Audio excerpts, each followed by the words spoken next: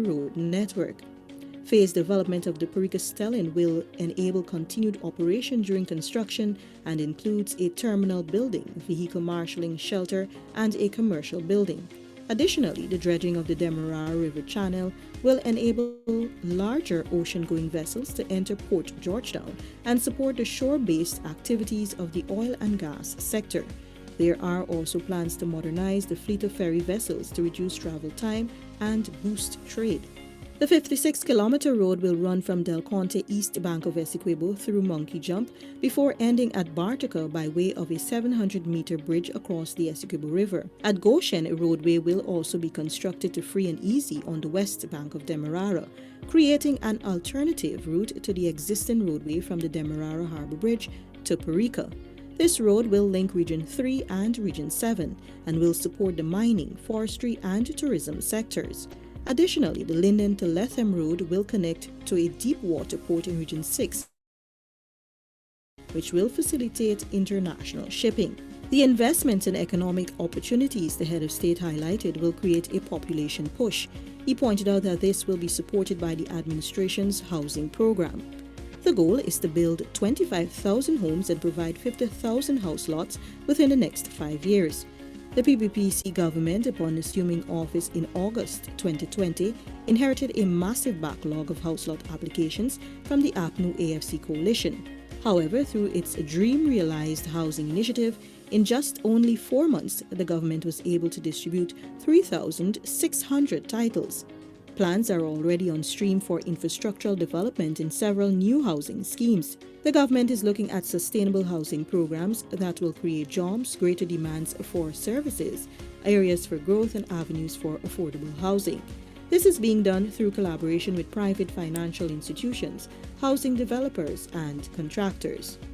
The removal of value-added tax on building and construction materials and the increase in mortgage interest relief from $15 million to $30 million were implemented to further encourage home ownership among the nation's youth and young professionals. What you will see from housing alone, the development, the trickle-down effect, the transformation from housing alone will be something to celebrate and something for us to be proud of.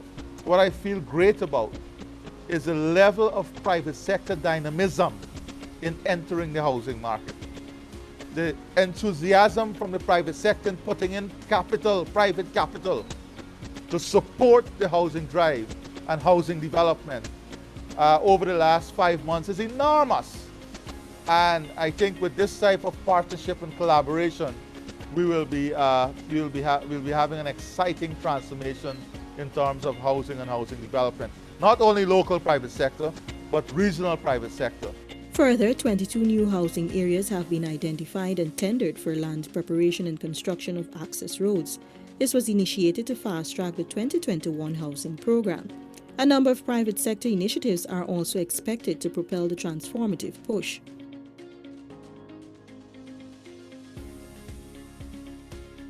The government is determined to ensure that Guyanese from across all socio-economic backgrounds gain access to potable water, which is in keeping with the United Nations Sustainable Development Goal 6, to ensure availability and sustainable management of water and sanitation for all. Several projects have been completed for water expansion services in both hinterland and coastal regions. While the government expands the country's water distribution network, it is also upgrading water treatment plants across the nation.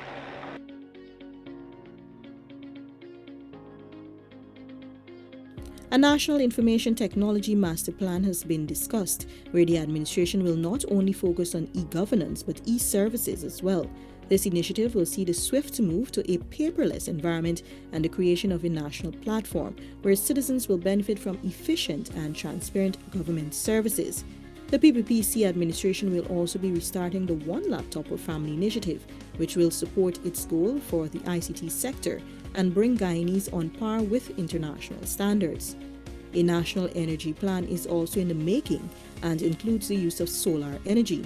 President Ali said solar energy will be tied into the grid in the Essequibo Islands of Leguan and Waikana. We have a national energy plan that is looking at reducing the cost of energy by almost 50 to 60%, making Guyana now a competitive area for manufacturing within the region, for packaging and processing, and integrating the opportunities in all these islands and communities with that national energy plan. The liberalization of the telecommunications sector will also create job opportunities for thousands of Guyanese. How do we aid household income, increasing household income?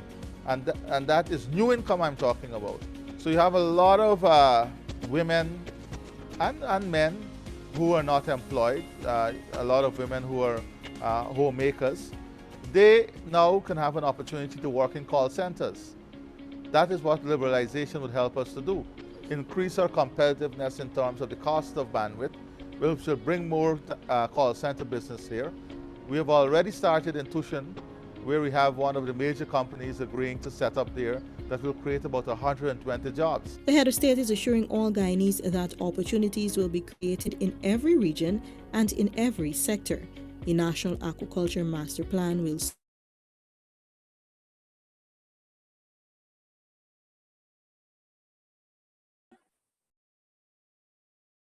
Good evening, everyone. We're sorry for the abrupt stop to the video. If you'd like to continue watching that video, I'm sure we'll share that link with you tomorrow with our regular dissemination of the contact information for our presenters.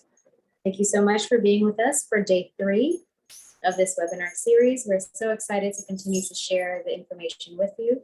I'd like to now turn it over to the head of the Diaspora Unit, Ms. Rosalinda Rasul, to say a few words before we start. Thank you again for joining with us today. Thank you. Excellent. Thank you so much, Keisha.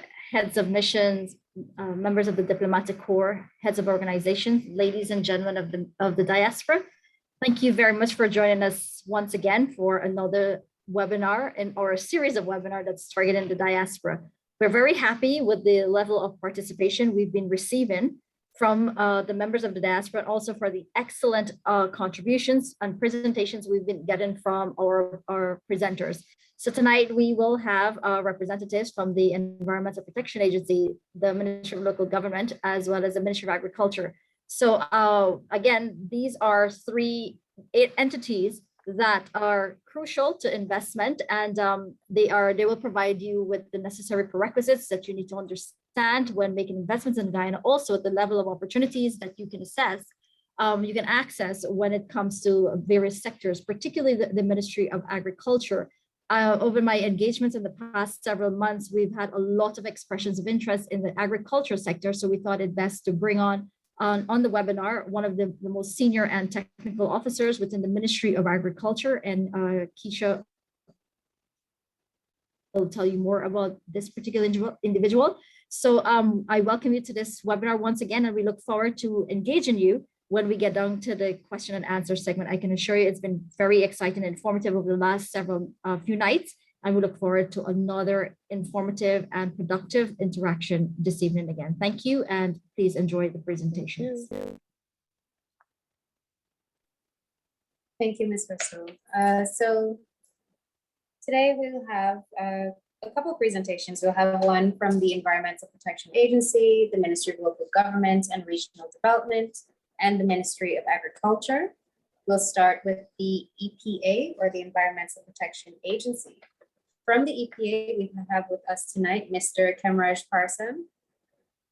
He is the Executive Director of the EPA, He's been there for a while now. He previously served as the Executive Director. He's highly qualified, and he has an experience in environmental and natural resources management, law, policy, governance in the wider Caribbean. He's a graduate of the University of Guyana. He received his Master's of Science in Natural Resource Management from the University of West Indies, the Cave Hill campus. And he also pursued academic research and field studies at the doctoral level in marine resource governance at the University of the West Indies in Barbados. Most recently, he received a postgraduate diploma in environmental law and policy from the University of New Delhi. With him, We have Ms. Candace Brower Thompson. She's the Senior Environmental Officer and the Head of the Communications Department. She has a long list of responsibilities, which also includes conceptualizing, coordinating, and executing local and national programs such as training workshops, media engagement, seminars, exhibitions, conferences, among others. She is also involved in the review of the environmental impact assessments and the stakeholder engagement component of developmental projects. She holds several awards and academic certifications and has represented the EPA and Guyana at numerous occasions at the national, regional, and international levels. She holds a Bachelor's of Science in Biology from the University of Guyana and a Master of Arts from the Royal Roads University in Environmental Education and Communication. She's been involved in education and awareness at the EPA for approximately 15 years. So we'd like to welcome the team from the EPA as they make their presentation tonight. Okay, good evening, and thank you so much, members of the diaspora, heads of mission. It's a pleasure for us to be here tonight and to make this presentation on the role of the EPA and provide some guidance to you in terms of our procedures and our regulatory posture here in Guyana. Thank you for the kind words, Ms. Jilks. And I will hand it over to capable hands of Candace Brower Thompson. Thank you. Members of the diplomatic corps, members of the diaspora, heads of agencies, ladies and gentlemen, good evening. And I am pleased to deliver this presentation on behalf of the Environmental Protection Agency. Okay, so to provide you with an overview of the presentations for this evening, we will look at who we are at the EPA, our regulations, who needs an environmental authorization or permit, the environmental authorization process. I'll share with you a concise version of the environmental authorizations process. The requirements, I know there's a lot of interest in the oil and gas sector. So we'll zoom in on that a bit and look at the specific requirements for the oil and gas sector. What are some of the processing times and fees? What are some of the issues that causes project delays?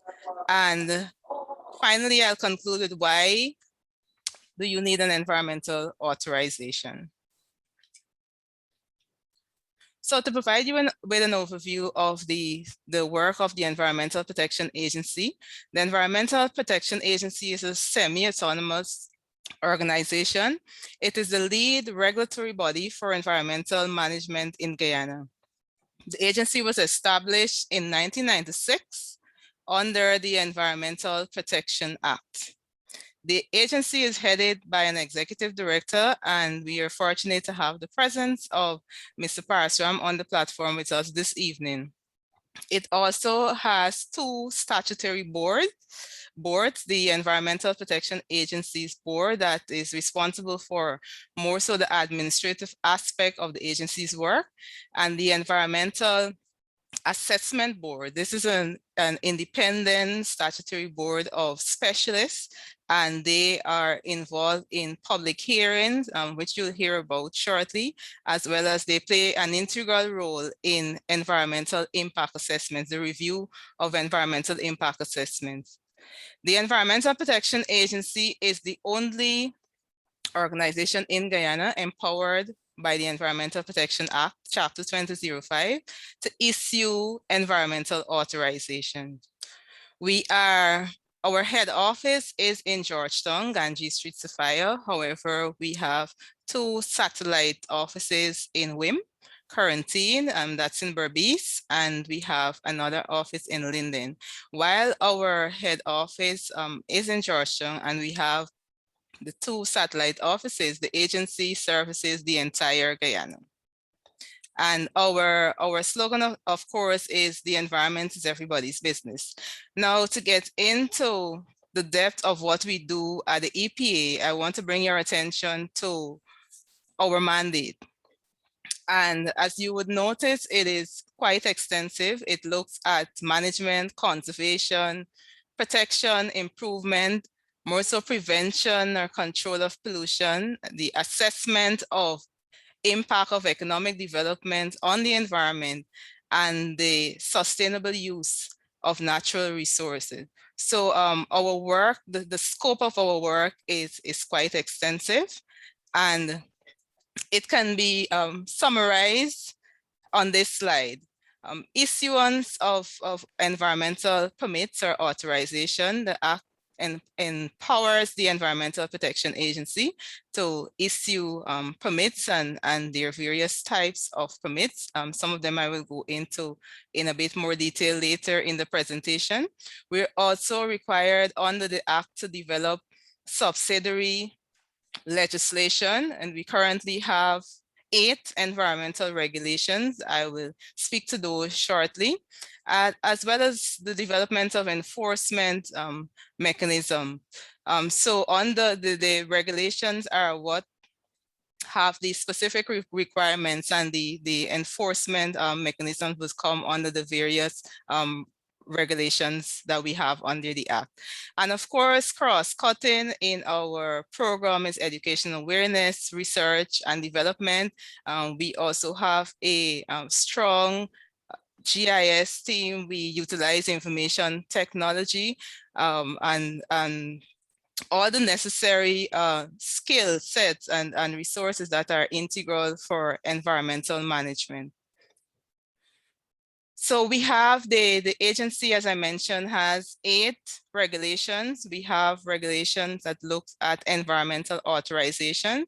We have regulations that speak to specific media, air quality, noise, water quality.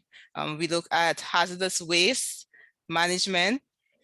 We have regulations for wildlife management and conservation, litter enforcement, as well as expanded polystyrene or styrofoam as it's commonly known.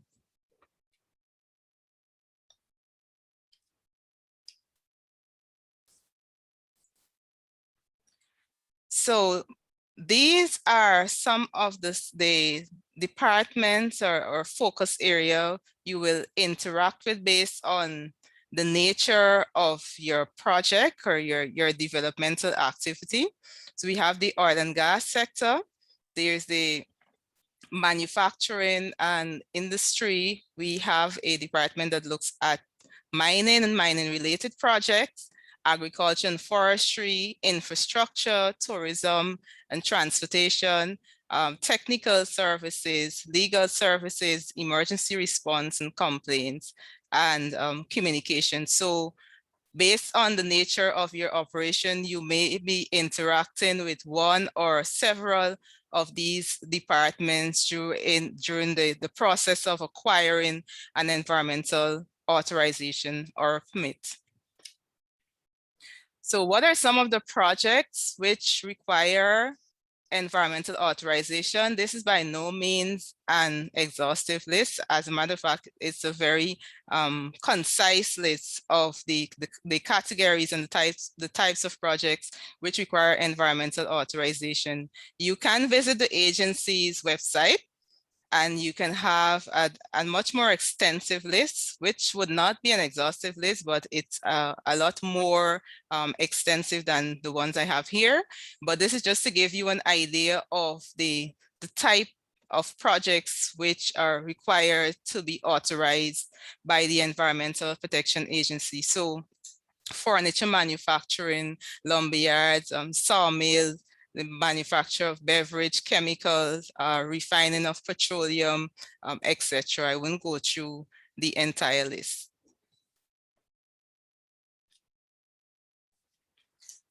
As I mentioned earlier, the Environmental Protection Agency is the only organization empowered by the Act in accordance with sections 11, 19, and 22 of the Environmental Protection Act and the regulations which are alluded to earlier to grant or to issue an environmental authorization. There are other types of permits that are issued by various agencies, but the EPA is the only agency that can issue an environmental permit in Guyana.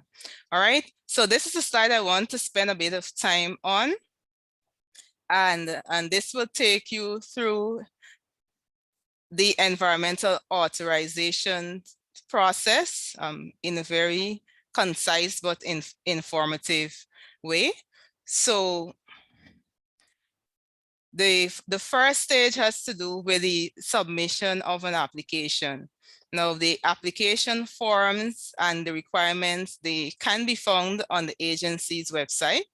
And attached to the application, you will also find specific details of the accompanying documents. But I just want to share with you some of the major documents which are required or which needs to accompany your application. So the completed application form, some form of identification, proof of land ownership, whether that is your certificate of title, lease, transport, or any documents that give you the legal right for the proposed project. Business registration, project summary, and we also have outline of the type of information that should be captured in your project summary. And again, depending on the nature of the project, there may be some other specific documents that would be required. So after that application is submitted with the accompanying documents, the application is screened, and that screening process includes site verification visit. It includes collection of baseline data and the utilization of a comprehensive scientific screening tool.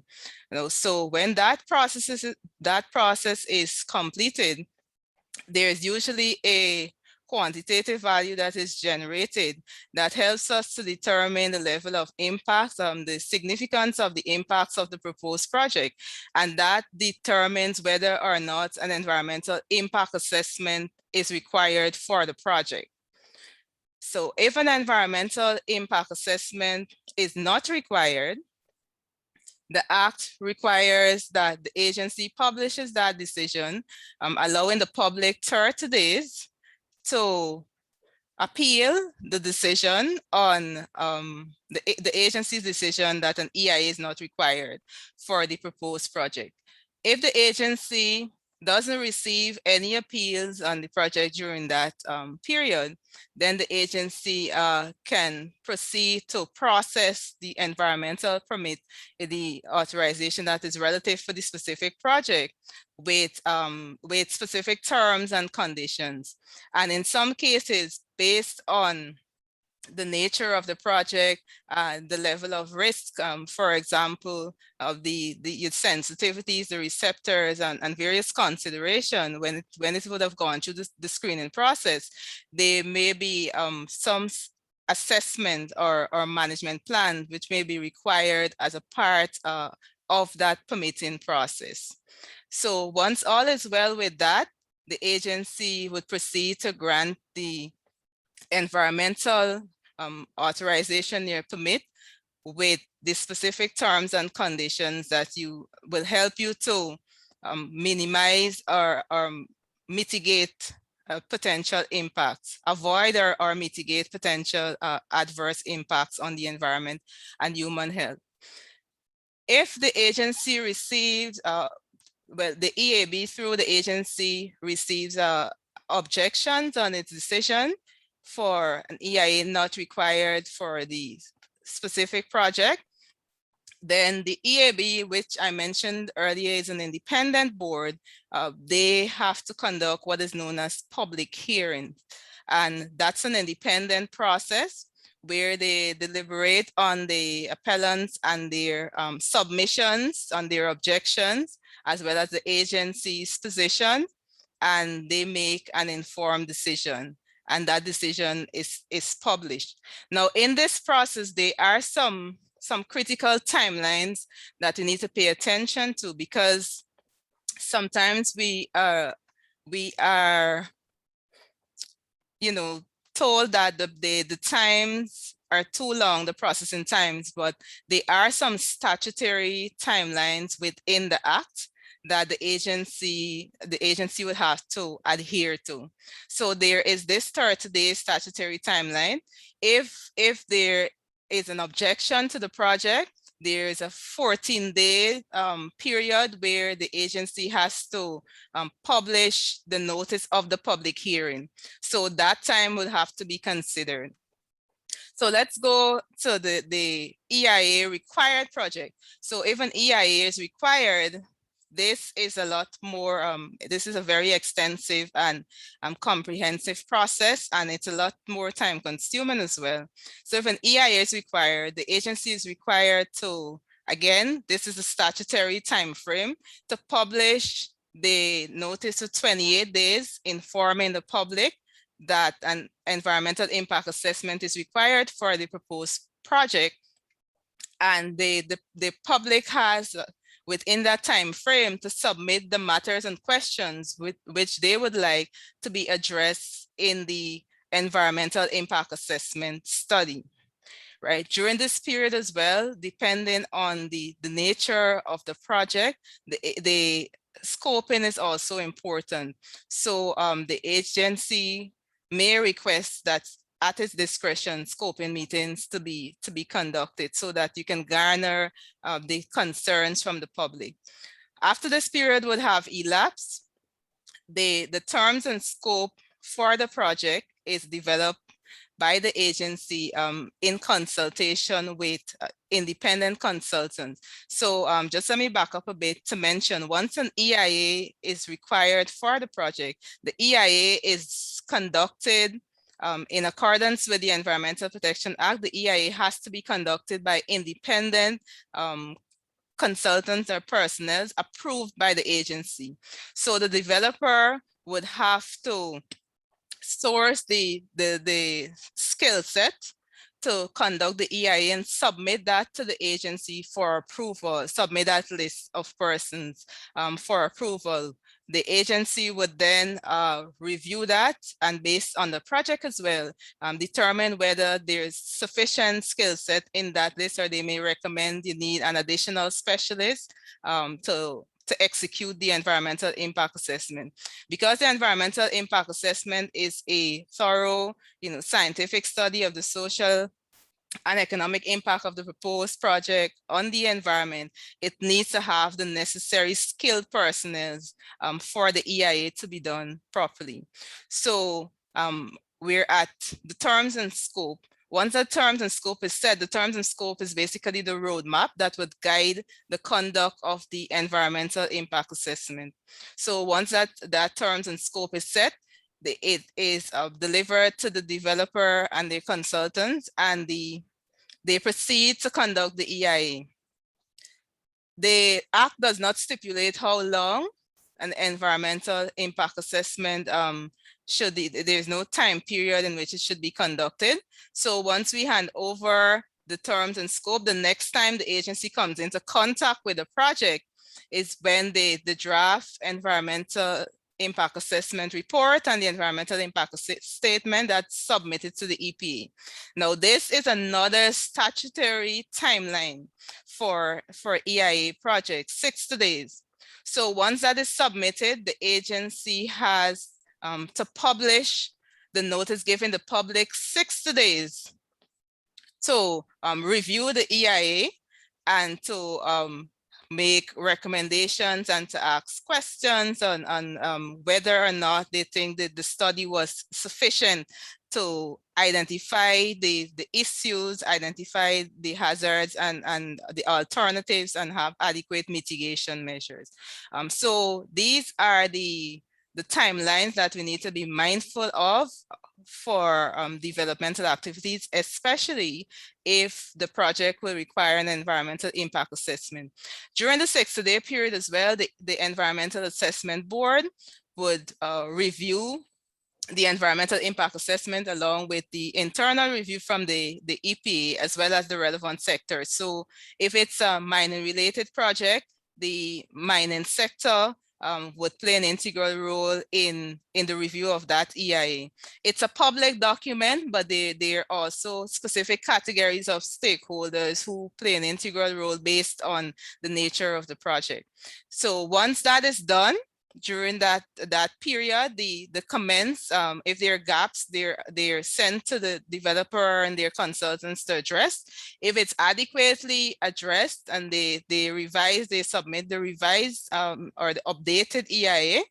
And once the EIA is accepted, the agency would proceed to issue the environmental permit for the proposed project. Well, of course, if the EIA is not accepted, the agency will not be able to permit the project. So I'm going to speak specifically to the oil and gas sector. And in addition to the general requirements I highlighted earlier, it's important to note that for offshore and onshore projects, every well, there needs to be an application for every well, a separate application for every well. The petroleum prospecting license, that is an important component of the requirement, as well as the proposed layout of the operation. There's also the requirement of no objection. The EPA in this case would work closely with the Ministry of Natural Resources, as well as the Guyana Geology and Mines Commission, who will also have an integral role to play in these types of projects. And what I have on the screen here are some specific project types and the associated timelines. So for exploration surveys, for example, the time frame in terms of how long it takes for that permit to be granted is dependent on the decision on whether or not an EIA is required. And that of course depends on the scale of the survey, the area, and several other factors that are considered. Exploration drilling, for it usually takes about 3 to 6 months, and an environmental assessment and management plan is usually required for those type of activities. And of course, for production, an environmental impact assessment is required. And given the statutory timelines I mentioned earlier, the time frame varies from somewhere about 6 months to about a year. And of course, that is heavily dependent on the EIA and how fast it's actually conducted, or not only that, whether it's thorough enough and it captures what the agency requires in the terms and scope and so on. Crude lifting, this is very short. So an EIA is not required for crude lifting, and crude lifting permits are usually granted within 5 to 7 days, thereabout. There's also bunkering, vessel to vessel transfer. Environmental management plan is required, and this usually takes about 6 weeks, given the fact that it has to go on the 30 days public notice. For bunkering, the application, there's an extensive list of requirements for bunkering operation, and that can be found on the application form for bunkering, which is on the agency's website. So as it relates to the processing fees, as you would recognize, they are small. 50 US application fees, usually across the board. 50 US or its equivalent in Guyana dollar. We use the Citizens Bank exchange rate for that specific day. And as it relates to the cost for the environmental permit or the authorization, that varies. It's from 100 US to over 3,100 US, or the equivalent in Guyana dollars, of course, and it depends on the scale of the operation. There is a fee criteria that is utilized by the agency, and it inputs various information from your application, from the site inspection and all of that, and that actually generates how much you would pay for the permit. Our permits are valid for 1 to 5 years, so it's important for you to indicate how long you would like to have the permit for. So it can be from 1 year, or you can have a permit for up to 5 years. All right, so as I come to a close, I just want to highlight a few more things. What causes project delays? One of the major causes of project delays is incomplete application. We have developers omitting some pertinent information that we need for a decision-making process. So if we don't have that information, it's a challenge for us to proceed with processing your application. The agency would usually notify the applicant within a 15-day period of the outstanding document or the outstanding areas that needs to be addressed. And they have as well that period to submit. And the agency is flexible if it is that you're not able to acquire those documents or that information within that time frame. The officers will are equipped to guide you on what's the best way forward. Lack of supporting documents. So sometimes we have applications, we receive applications, and some of the crucial documents that needs to accompany that application, we don't receive it. Again, we cannot verify some of the information that you submit in your application. So that would cause delay in the processing of your application. And of course, non-payment of fees. The processing fees have to be paid before we proceed. And some of the applications are submitted without the signature to authenticate the information that's there. And finally, why do you need an environmental authorization? I'm sure we're all cognizant now of the times in which we live, and we know that the earth is facing an existential crisis. Our environment has deteriorated significantly over the years, and we need to bridge the gap between development and the environment, between meeting our needs and environmental sustainability. So why is it we need an environmental authorization? It's required by law. As I mentioned, the Environmental Protection Act stipulates categories of projects which needs to be authorized. It helps to avoid cross-media pollution. You may be coming into an area that has existing facilities. So it's important for you to understand what exists around you, what are the receptors, if there are sensitive receptors, and how can you reduce or avoid the risks, and more so mitigate it if it does happen, mitigate it adequately. It improves competitiveness. As we know, more persons are gravitating towards businesses that support sustainable initiatives and that have environmentally sound practices. Reduces risk and avoid adverse impacts on the environment and human health. It increases their productivity because we've had cases where projects were stalled because persons complain of various forms of pollution. Then it takes a lot more investment to rectify a problem, to fix it afterwards, rather than avoid it from the inception. So you would want to increase your revenue and so on by setting up, being proactive in setting up the necessary system, having the necessary technology to avoid or mitigate environmental impacts from the onset. And of course, we want to ensure sustainability and support support the sustainable development goals. So that has brought me to the end of my presentation. these are our contact information. And I thank you very much for your attention. And I will now hand you over to the moderator.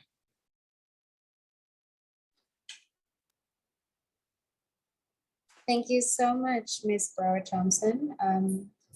We have two more presentations before we move to the question and answer part. I do see the questions in the chat, so once you put them there, we'll get to them.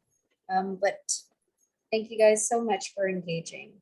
We'll now move on to the presentation from the Ministry of Local Government and Regional Development. We have with us this evening, Mr. Ravindra Prasad. He currently serves as the Principal Regional Development Officer in the Regional Department. He's been with the ministry for close to 10 years. He previously served on the Board of Directors at the Central Board of Health for 3 years, and as a high school CSEC or CXC teacher for 8 years. He underwent postgraduate professional training at the National Institute of Rural Development in Hyderabad, India, where his focus was on planning and management of rural development. Before that, he completed his first degree in public administration at the University of Guyana. Mr. Prasad, you have the floor. Thank you. Good evening, everyone.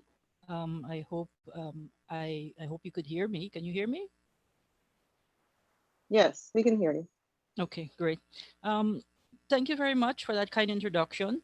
I am very happy to be here, all protocols observed, to make this presentation on behalf of the Ministry of Local Government and Regional Development, and to provide what I think this presentation is to provide some important and critical clarifications that will point you in the correct and right direction when it comes to commercial building applications, and specifically the role of the RDC as a regional democratic council, the NDCs, the municipalities, and get an idea of the system of local government in the process and who plays what role, right? So getting straight into the presentation, simplified, because this is not really a lecture on local government. Simplified, local government means a body of government that is closest to the people. An important clarification here is that they service, because local government means the body of government that is closest to the people. Local government, whether it is an NDC, if you live in a rural area, your body of government is most likely a neighborhood democratic council. If you live in an urban area, your body of government, your local government here will most likely be a municipality. A municipality can either be a township, or in the case of our only city, the city of Georgetown. So an important clarification here is that local government provide decentralized services on behalf of central government. Not only, there is this misconception, and it's a very public one, and it's a very wide one, that if an NDC or a municipality or the regional democratic council, we have this word where we say falls under the Ministry of Local Government and Regional Development, well, then that must mean that the services provided by those local bodies have some sort of appeal, review, oversight course to the Ministry of Local Government and Regional Development. I hope my presentation on this commercial building application aspect clarifies what we don't do, because what we don't do at the Ministry of Local Government and Regional Development is actually more important to you in this process. And this is what I mean. Local government bodies as local planning authorities. When local government bodies perform building/planning functions, they are performing them as a local planning authority on behalf of the National Planning Authority. Now, who is the National Planning Authority? It is not the Ministry of Local Government and Regional Development. Let me repeat that. It is not the Ministry of Local Government and Regional Development. The National Planning Authority, as a matter of fact, the only national planning authority when it comes to commercial building application process is the Central Housing and Planning Authority. And the Central Housing and Planning Authority gets that authority from law, actually, the Town and Country Planning Act, and something called the Building Regulation, which is part of the Town and Country Planning Act. So this slide was to bring out the point that whether it's an NDC, a township, or a region, or RDC, when you are talking about the commercial building application process, that local organ is performing that delegated function on behalf of the Central Housing and Planning Authority only, right? The building regulation, which has the force of law, states that the CHNP is responsible for, one, dealing with building permits for non-residential building operations, section 111, and two, monitoring the administration of the building regulation by the local planning authority. This is the point, this is just saying in the regulation, the point that I was raising earlier, the clarification I was giving. So when you, for example, if during the commercial application process, you feel that the NDC is taking too long, I'm being practical, based on feedback, the NDC is taking too long with your application. The Ministry of Local Government and Regional Development actually does not have a mandate in that process, and us not having a mandate will actually be considered interfering in that process. So you ask the obvious question, well, then if it's not you, then who is it? So commercial application process, NDC, but answer that question. The B answers that question. The CHNPA is responsible for the monitoring the administration of the building regulation by the local planning authority. And there is mechanism for you to call the Central Housing and Planning if you feel that your plan is at the NDC, it has been too long, and to say, hey, my plan is at the NDC, it has been very long, it's a commercial, so it has to go to the CHNPA. And I would like to know what happens next, because I'm not getting feedback from these people. And listen, NDCs are not perfect, and they're not especially perfect at public relations, right?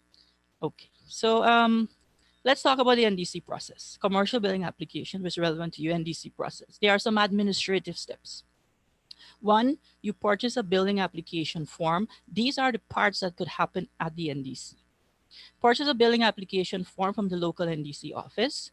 Application fees vary from NDC to NDC. Part of the processing fee, specifically 10% of the processing fee, is also payable to the NDC.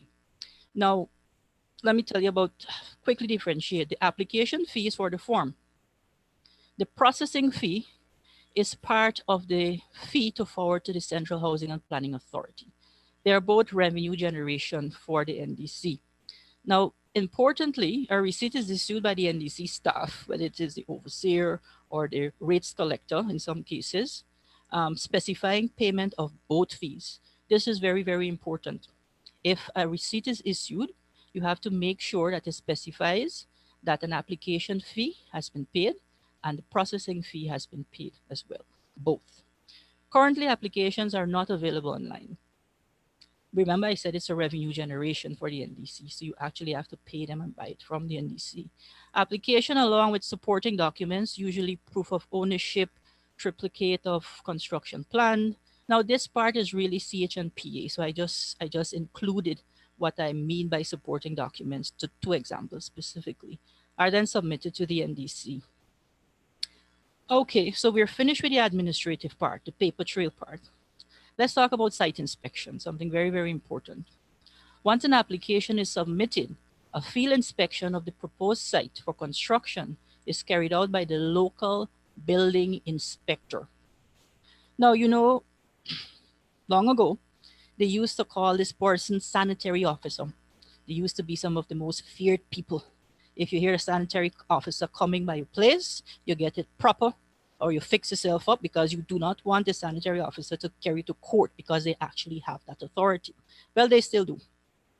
And one of the delegated powers of the local authority and one of the delegated powers from the Central Housing and Planning Authority. So the agency delegated with the power to recommend is the NDC, but the officer delegated to do the inspection is actually the environmental health officer. In some NDCs, they're called the public health officer.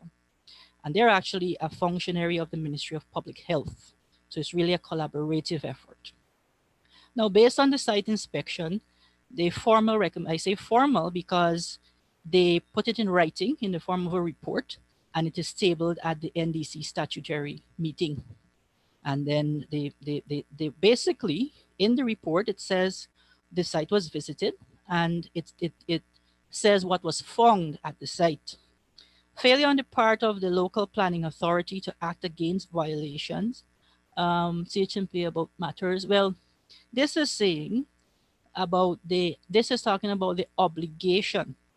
There are two, both of them, the one below that talks about section 4 and 5, talks about tells you really that this process is owned by the Central Housing and Planning Authority, and they have the legal authority to take it back. They have the legal authority to take it back from the local planning authority if they feel that the local planning authority is not carrying out that delegated function in a way that that they ought to be doing according to the regulations, right? And the local planning authority could actually get in trouble. You see, it says there, apart from taking action against a defaulter, that is if the local planning authority doesn't follow the process, the CHNPA can actually take legal actions against the local planning authority, against the NDC, right? Objections. This is a big one because many times people ask, especially when it comes to NDC commercial applications, they ask, well, what is the most common reason why my application could be objected to? They call it a no objection letter from the NDC. The regulation says a recommendation for or against the processing of the application to CHNP. But we say, we say no objection. So the local planning authority, and this is the example, may recommend rejection on the grounds that the site proposed for construction is reserved for state or government future development. Now, you don't want this to happen. And you don't want to reach at this stage before you realize that this could happen. So what will be very beneficial to you, there is a section, cartography section of the Lands and Survey and the Surveying Services Department of the Lands and Survey Commission. They actually assist before you start this process. They can actually assist with mapping services. They actually have maps. It comes with a cost. I wouldn't be able to advise on price. They would. It comes. They have. They could show you a map of the area which you want to develop commercially, and tell you if it is a council reserve, if it is a government reserve, or if it is a state reserve. Now, you're not a technical person, so you will not know, well, what's the difference and how can this be? But they're the persons who can actually provide that service to you. And it is very useful for you to know beforehand than to be stuck in the process when this happens. Because if this happens, the sanitary actually has an obligation when they go on the site visit, when we talk about the site visit, the site inspection, they have an obligation to report if there is something going on already, if there is already construction. So you're asking to start construction, but the sanitary visits, the environmental health officer visits, and there's already construction. That was what it was talking about here, about the failure of the NDC to take action in that case. The NDC, the local planning authority, has an obligation to take action. So I have included in my presentation a link to a list. The Lands and Survey Commission, and Lands and Survey Commission has a list of licensed surveyors also, which who could be of assistance to you in offering the mapping services and the surveying services as well, which is critical in the drafting of your plans and so on. I am not advocating that you use, but I am just suggesting that this is one of the avenues because these are government authorized surveyors, so to speak. Forward processing. So if everything is okay, what happens? In the case of building operations of non-commercial, I was quoting from the building regulation here, the local planning authority within 15 days receipt of the application will forward them to the Central Housing and Planning Authority. This is the no objection part that we talked about, recommending approval or rejection. For example, just now how we said if it's on a reserve, the proposed site is on a reserve, and stating the ground. So the NDC just can't say no because we don't like this person. They have to say why they're saying no, and it has to have a basis in regulation, right? Because the chairman don't like this person or a council member, family, no. That's what the regulation says, right? Now let's talk about our 9 townships. The townships is it's different. It's a little different, sorry, I jumped ahead. It's a little different for the townships. The 9 townships, more or less, they have some of the same procedure in terms of the administrative, the paper part. New Amsterdam, for example, they have a works committee that it has to go through. Rose Hall, they require the entire council to sanction the plan and the application as long as an inspection is done. Because now in the NDC process, there is a little bit of a wiggle room, so to speak, because if an applicant to meet the 15 days deadline, the NDC chairman, after the inspection is done by the sanitary, and the sanitary says, oh, yes, nothing has been breached, everything seems to be fine, no reserve is being taken over. The NDC chairman has a little wiggle to stamp and sign and recommend the plan to the CHNPA because it's commercial. And then at the next statutory meeting of the full council, it will go to the full council and the entire council will have to sanction. So they sanction the actions of the chairman. Now the council is sanctioning that action on the same report, which is the inspection report that the chairman is recommending to the CHNPA. So the town council process, however, they require and most of them require their entire council. They require the commercial applications to go in front. So their mayor, for example, doesn't have the same wiggle as an NDC chair to stamp and sign and then sanction by the council after. Their entire council considers it.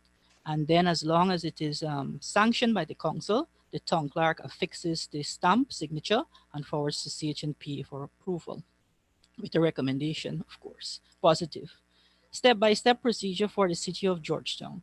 Am I doing well in terms of time or am I overstepping, Ms. Jilks? No, this is crucial information. Please go ahead. Okay. Yes, step-by-step procedure for the city of Georgetown. Now, what I'm going to do,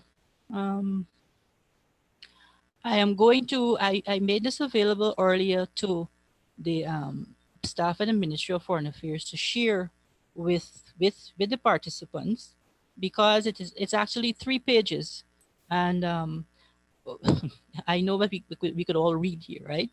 So it is basically a document that you need to read, especially if you are proposing to construct, because as you can see, when I went through the NDC process just now, it seems fairly straightforward. Georgetown, which is always kind of unique, has a 3-page procedure.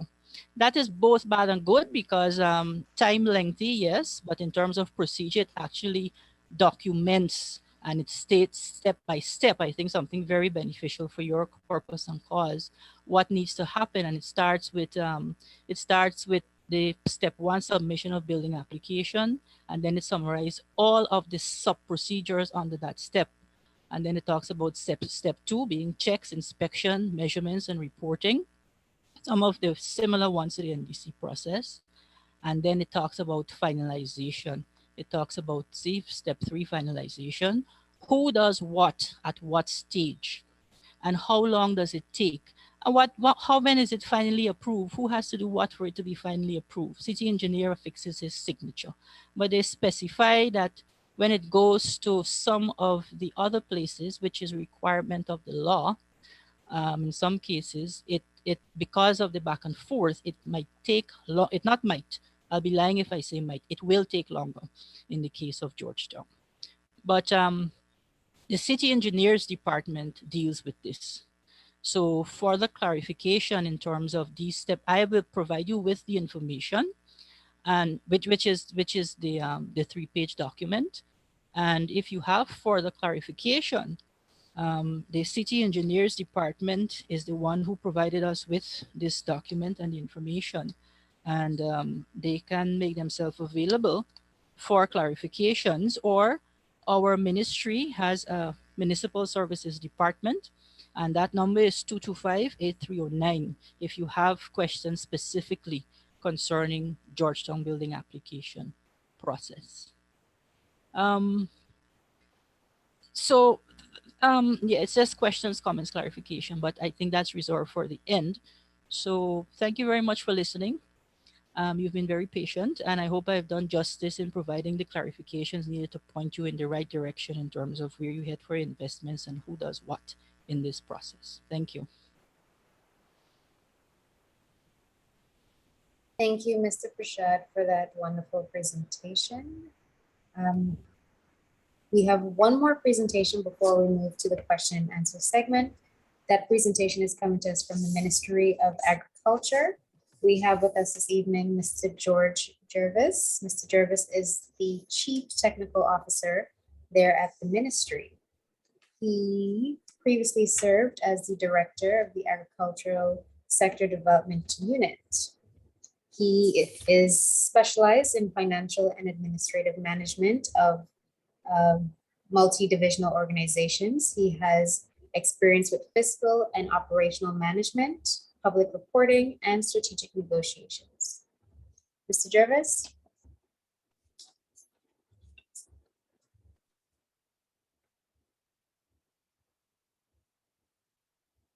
Good evening, everyone.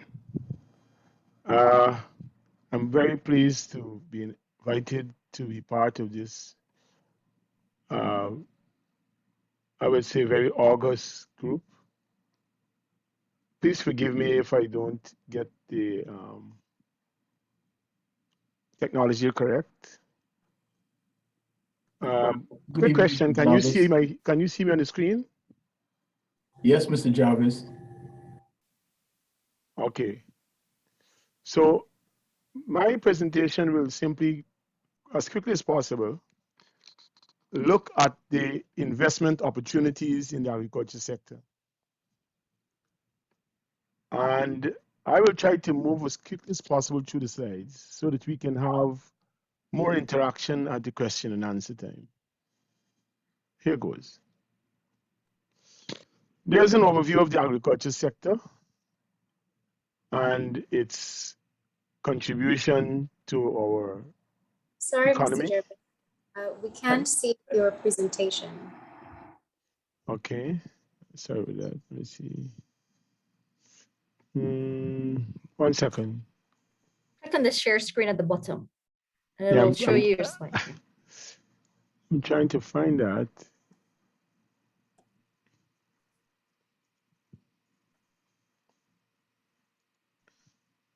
It should be highlighted in green at the bottom of your screen. Can you see it now? No.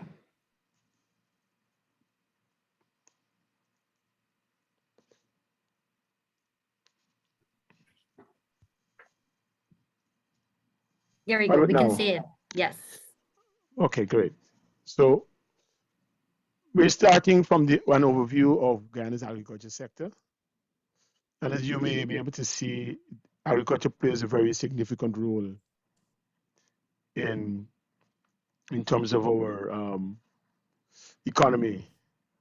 It also plays an important role in terms of employment. And from this side, you will see that we have lots of potential in developing this sector.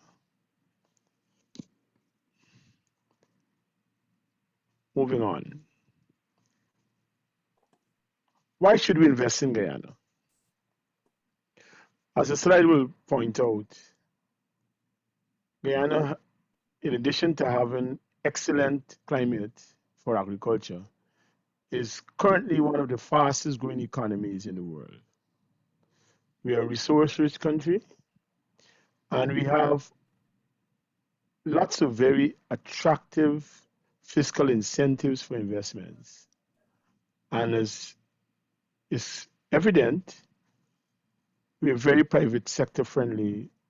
We have a very private sector friendly government.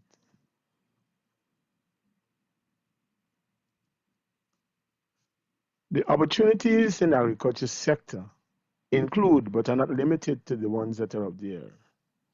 In terms of crops, it's rice, sugar, corn and soya, coconut, spices, turmeric and ginger especially. Fruits and vegetables, agro-processing.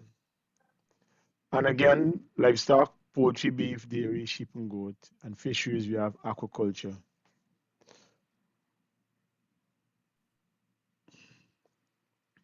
I want to just point out that our major sectoral incentives are probably second to none in the Caribbean and even further afield. There are waivers on import duty and VAT on most pieces of equipment and machinery that you will need for agriculture or agro-processing. The tax concessions are there in investments. The waivers of import duty and VAT on agro-processing, as I mentioned. Waivers of import duty on a wide range of agrochemicals. And there are tax-deductible allowances and concessions that are specific to large-scale livestock farming. What I would suggest is that you note the slides that you may wish to go back to. The number there indicates the slide number. So this is slide number 6, and we can go back at question and answer time. In poultry, we have the opportunities to not just make Guyana self-sufficient, but also deal with our CARICOM sisters and brothers. CAFSA, the Caribbean entity that is very much in charge of the animal and plant safety, plant health safety, has deemed Guyana as one of the countries that can export poultry because we have the sanitary and other important characteristics that would allow us to export to CARICOM. So there are lots of opportunities there. And if you look at the penultimate bullet, the market is there. In CARICOM alone, we're talking about poultry products valued at $83 million US as of 2018. And eggs, 55 million. So if you add the two together, there's a huge market that we can tap into.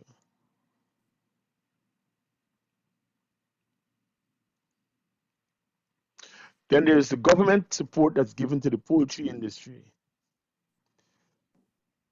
And there are very, very good concessions here. There's zero rating of VAT. We have lots of freshwater supply. We have the concession for the developing of lands. And this particular concession is pointing towards the production of corn and soya, which is, provides for the protein in the poultry feed. We presently import most of that, except for broken rice. And now that we've put a significant sum, it's 500 million in the first instance, to develop the corn and soya activities in the intermediate savannas. As we speak, the road is going to be shortly completed to take the investors into the intermediate savannas.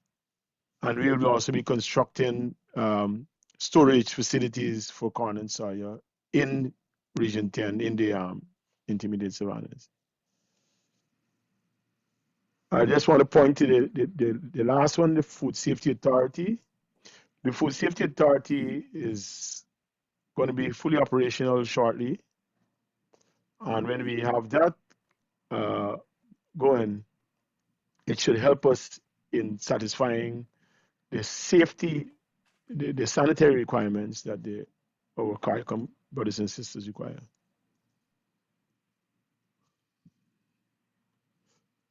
Guyana has a great opportunities in beef.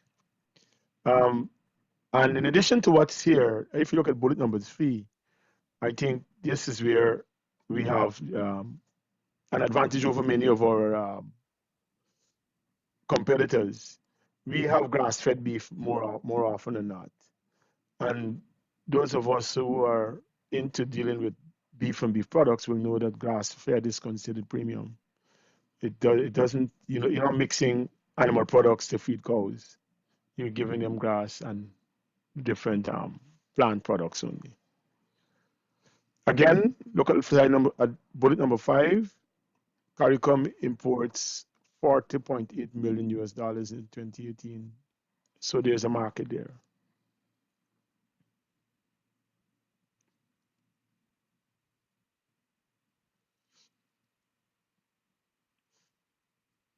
So if you're going to have a beef culture, if you're going to invest in beef, then you've got to do something with the females, because we're not allowed to slaughter females in Guyana by law. That creates the opportunity for dairy.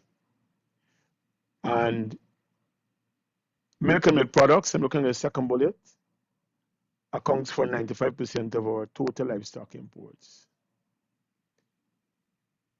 $7.8 billion.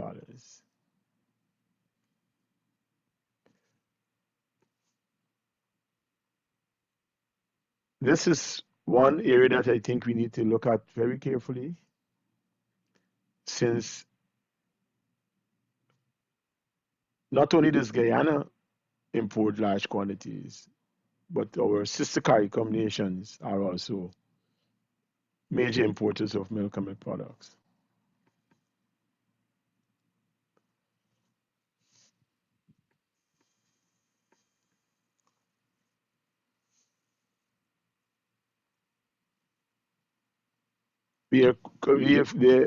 One of our private sector investors would have invested in a huge modern milk processing facility. And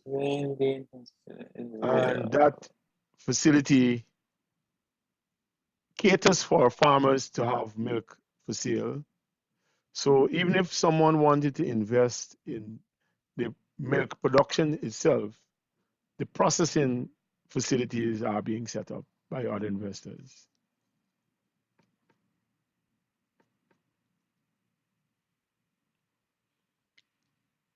Opportunities in small ruminants, sheep and goat. As you can see from the first bullet, 1 million tons, a 6.3% increase resulted in 2018. And CARICOM again imports 19 million US. We can tap into that market because in many cases, these animals are raw, order meat is brought from as far away as New Zealand and Australia.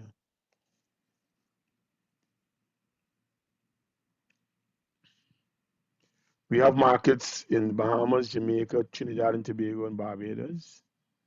And you can see the various levels there.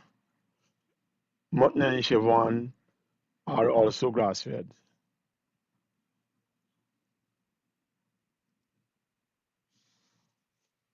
We have land available for livestock, and the acreages are shown. The left bank of the Barry, you can have in excess of 40,000 acres. In our cylinders, 15,000 acres, and so on.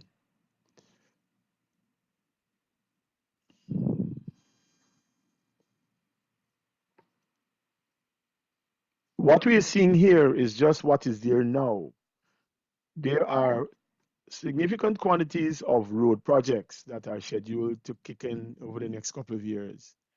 Those projects will see a massive availability of lands for livestock as well as crop farming.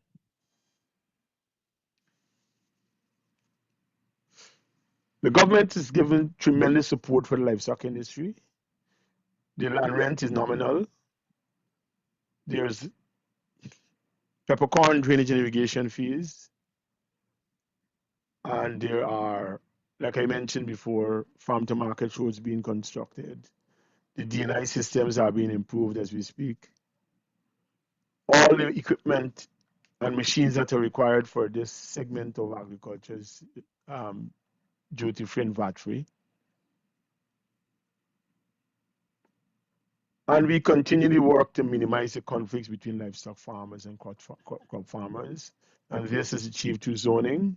And where necessary, we help the farmers with fencing material if there's going to be a conflict between crop and livestock farming.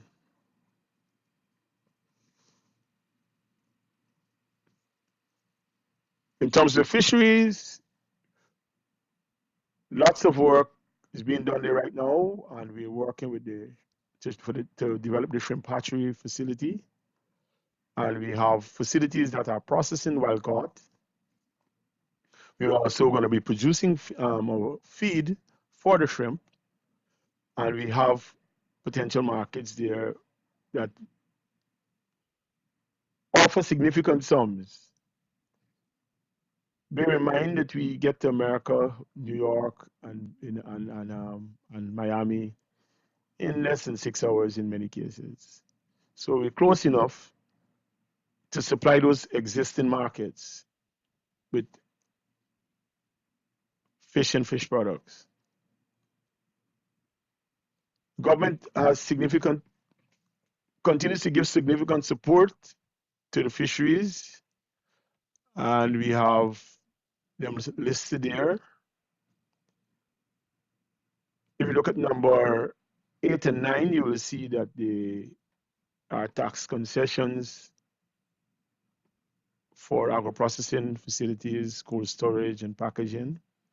And there are waivers on import duty and VAT for agro-processing equipment in general.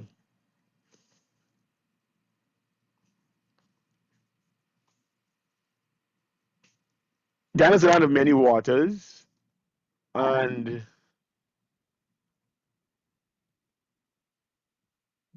as a result of that, and as a result of some of the canals that we are using for drainage and irrigation, the aquaculture potential is there.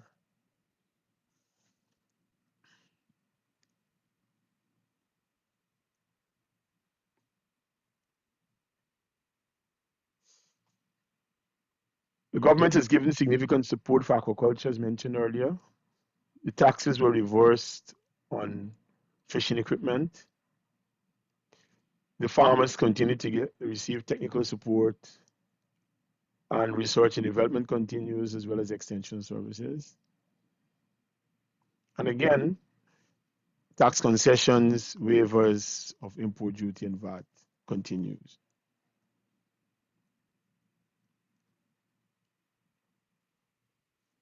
The rice industry is heavily mechanized.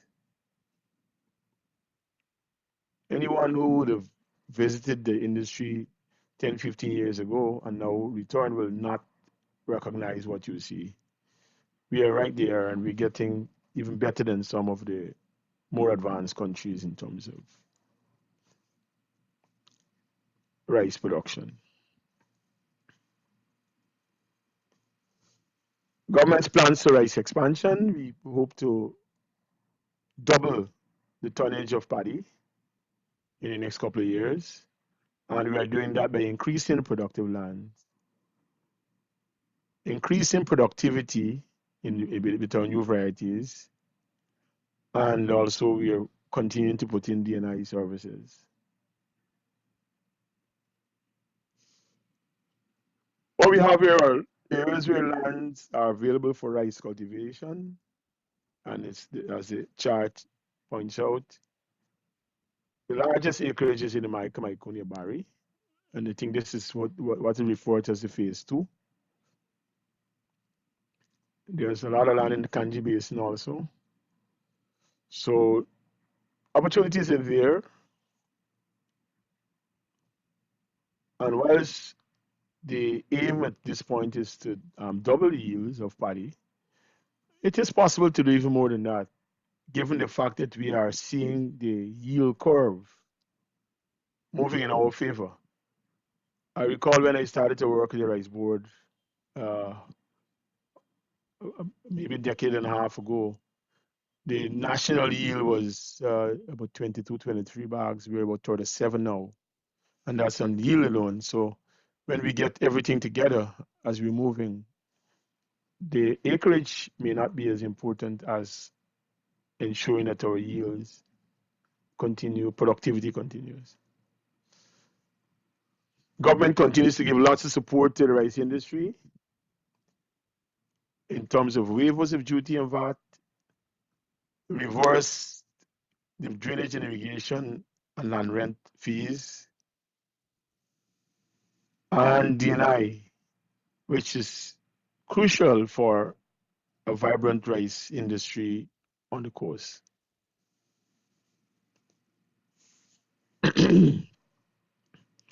We also focus on, if you look at the last bullet, this is very important to us because what you find is that not everything that's on the bag where fertilizer is concerned is in the bag. So you may see bags of fertilizer that's advertising concentrations of NPK or any other fertilizer, but in reality, the farmers are not getting the results. So what the government is doing is improving the laboratory testing facilities, and we're going to be doing random tests to ensure that what you say you have in the bag is what you have in the bag.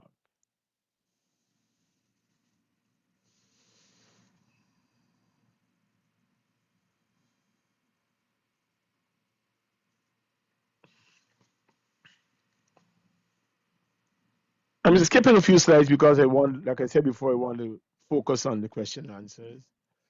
Coconuts.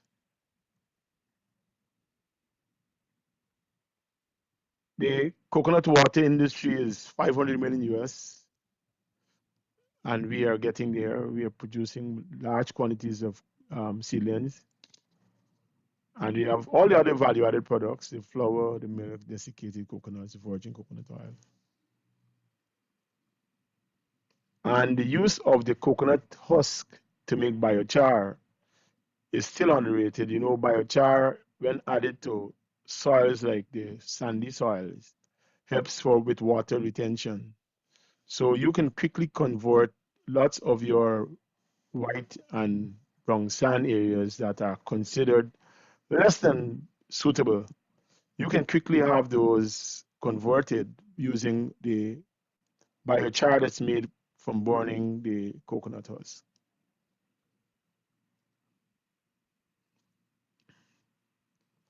There are significant market opportunities for coconut and the products. And as you can see, there's a 5.7 billion US dollar world demand for coconuts.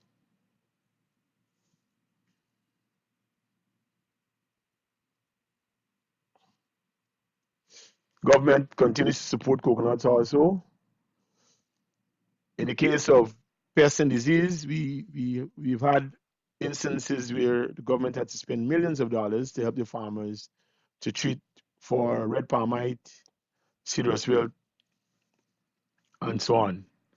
And I'm happy to say that as a result of those interventions, we have a very thriving coconut industry.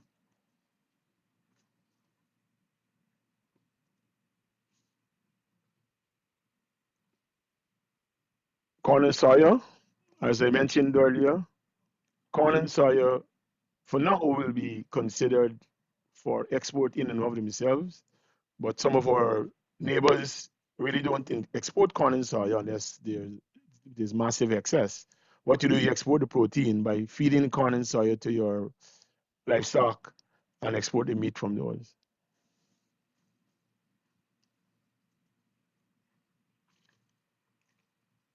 85,000 acres were are made available in intermediate savannas for folks to move immediately, and they have taken up the challenge. There's a consortium that's working there now. The results are very promising, and we will know in a few weeks what the corn is doing in terms of, we know it's growing, we've seen that, we know that it's bearing. We just want to see how the yields compare with the international quantities.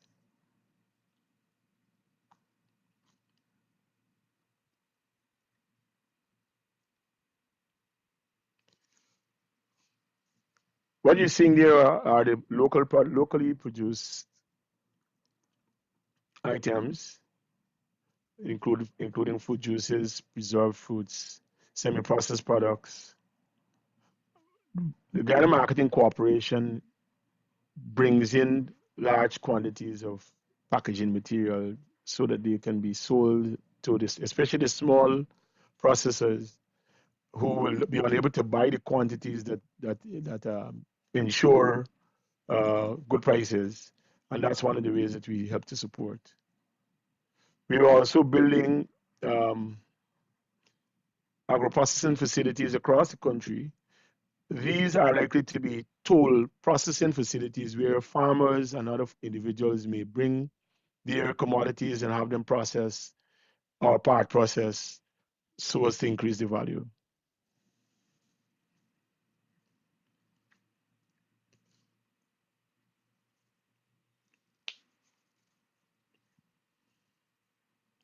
I think this is self-explanatory.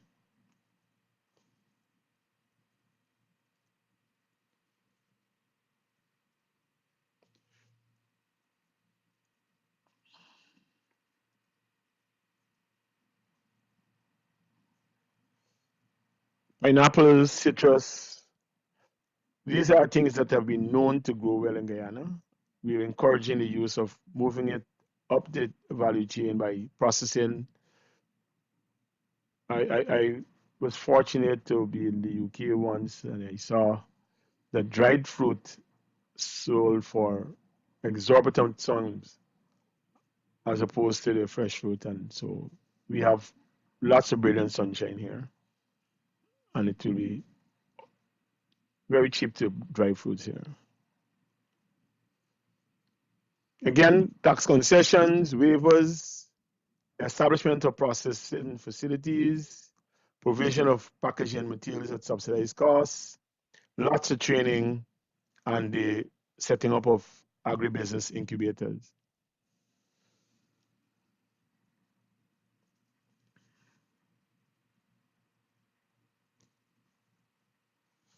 So it is anticipated that the gas shore project will reduce the cost of energy.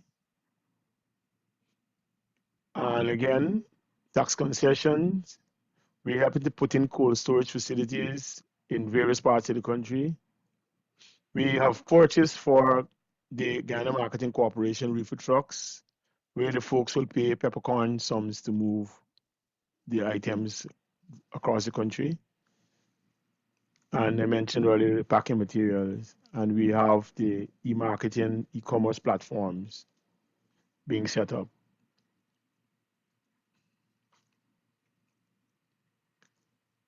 The Michael Barry is setting up the phase 2. And we have the National Drainage Irrigation Authority working on the other areas like Aurora in Region 2. This is all to make more lands available for agriculture. And I must tell you that we are seeing the success of it. We are seeing the increase in production and productivity. There's also the farm to market access roads that are being done across the country. Region 3, Region 5, Region 4, Region 5, Region 10, Region 6. And we have several more that are earmarked to come up in the near future.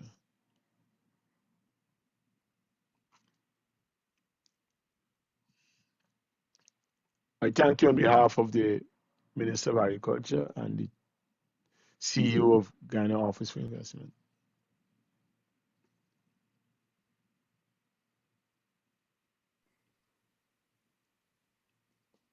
Thank you so much, Mr. Jervis. I'm seeing the questions pop up. As usual, guys, please raise your hand. We're going to start in the chat this evening. I think the first question I'm seeing, what are the plans in terms of infrastructural development in regard to cold chain logistics, storage, and handling facilities at ports? Is rail being considered in the transport network because it can move larger quantities at a lower carbon footprint?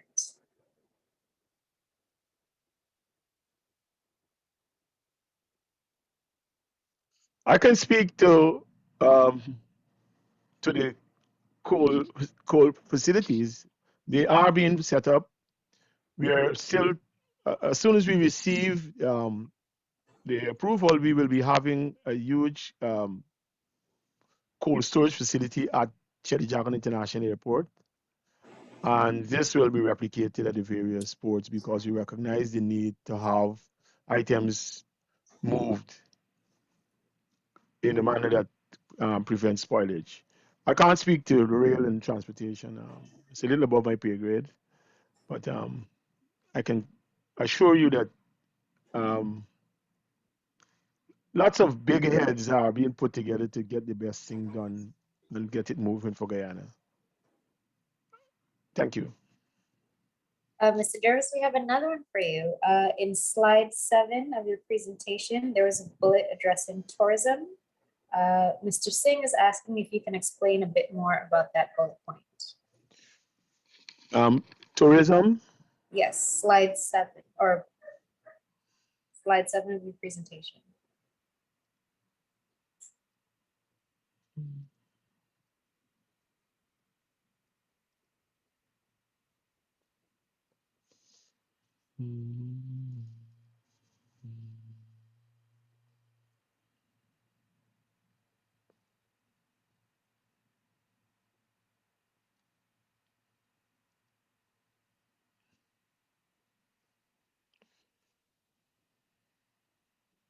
If I'm to what we were talking about here in this slide is the tourism industry, because we expect one of our tourism products is food tourism, cuisine tourism. There are various names, and one expects that among the Guyanese specific cuisine, chicken has to be there.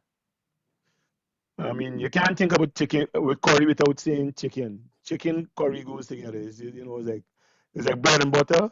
Chicken and curry go together. So once we're talking about poultry, we're talking about having it as a part of the cuisine that we would like folks to come and sample. And I mean, I'm very passionate about Guyanese cuisine. I've traveled a bit, and I can tell you, those of us who can cook will know, and those of us who can eat will know. But we have the best cuisine in the world.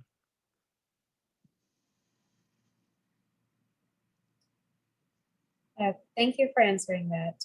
There's a question here. There we go. Does the EPA review the chemicals being used in agriculture? All right, Cameron here. Let me just turn on my camera so you can see me. Yeah, and I never cease to listen to Mr. George Jarvis. He always brings a level of fun to meetings. Anyway, to answer the question. In terms of chemicals, there is a pesticide and toxic chemicals board under the Ministry of Agriculture. Mr. George Jarvis is a board member there. They have the authority to regulate import of chemicals, storage, handling, and transport, and the use of chemicals. So the chemicals in the agricultural sector is regulated by this body.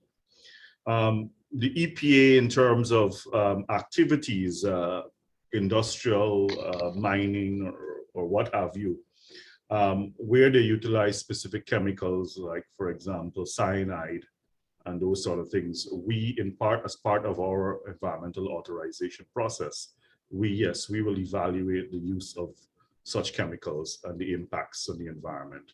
in terms of deciding whether such a project should be authorized. Thank you, and over. Thank you. We'll take a few questions. I see. If I may, just want to make one point. We expect our Food Safety Authority to be up and running. So in addition to the Pesticide and Toxic Chemical Control Board that's operable now, by next year this time, you will have another body that will be having hands-on responsibility for the safe, for ensuring that foods are safe and wholesome. And so they will be having their own laboratory facilities in it also to help in that regard. Over. Thanks. We'll now take a question from Mr. Ronald Prasad. Yes, good night all. It's nice to see some familiar faces among this group of able presenters. Hello, George. Quick question on drones. Is the use of drones allowed, encouraged, and or incentivized for agriculture use? And if so, are there regulations for their use? And by the way, the thing is fowl curry, not chicken curry. Thank you. Thank you. I stand corrected. I think I spent too much time in Georgetown. Yeah. Country boy always was for curry. But yes, and yes to the drone question. You have to be registered. You have to go to the Civil Aviation Authority. It is encouraged because you recognize that there are less and less folks who are available and who will want their children to go into agriculture to have a knapsack or a mistblower on the back walking around. So the drones are gaining popularity. We are encouraging drone use in the Ministry of Agriculture. In fact, Gaisuko is exploring the use of drones, and the drones, they have an advantage on the aircraft where small plots are concerned, because drift is always a problem where you use aircraft for the application of agrochemicals. Because the drones can fly closer and they will have a smaller drift. So it is encouraged. It is increasing in usage. And in terms of being incentivized, I think that I don't know if it's on the list, I can't say right off, but I know that once you make the application, you go through the Ministry of Agriculture. And if it's not on the list that's already approved, the Ministry of Agriculture makes representation on your behalf to GRA to have waiver of VAT. I don't know if that answers. Yeah, thanks. That's good. I will follow up on that. Okay.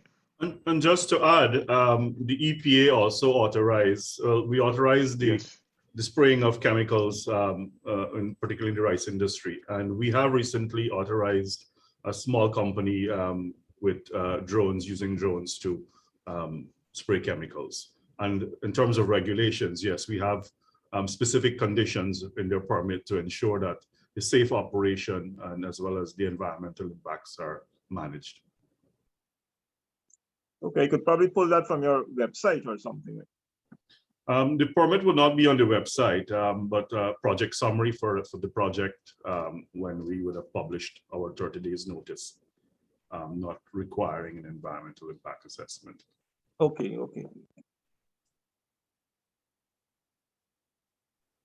Thank you, everyone. We'll now move on to Ms. Rupchan Williams. Ms. Williams. Thank you. Good evening, everybody.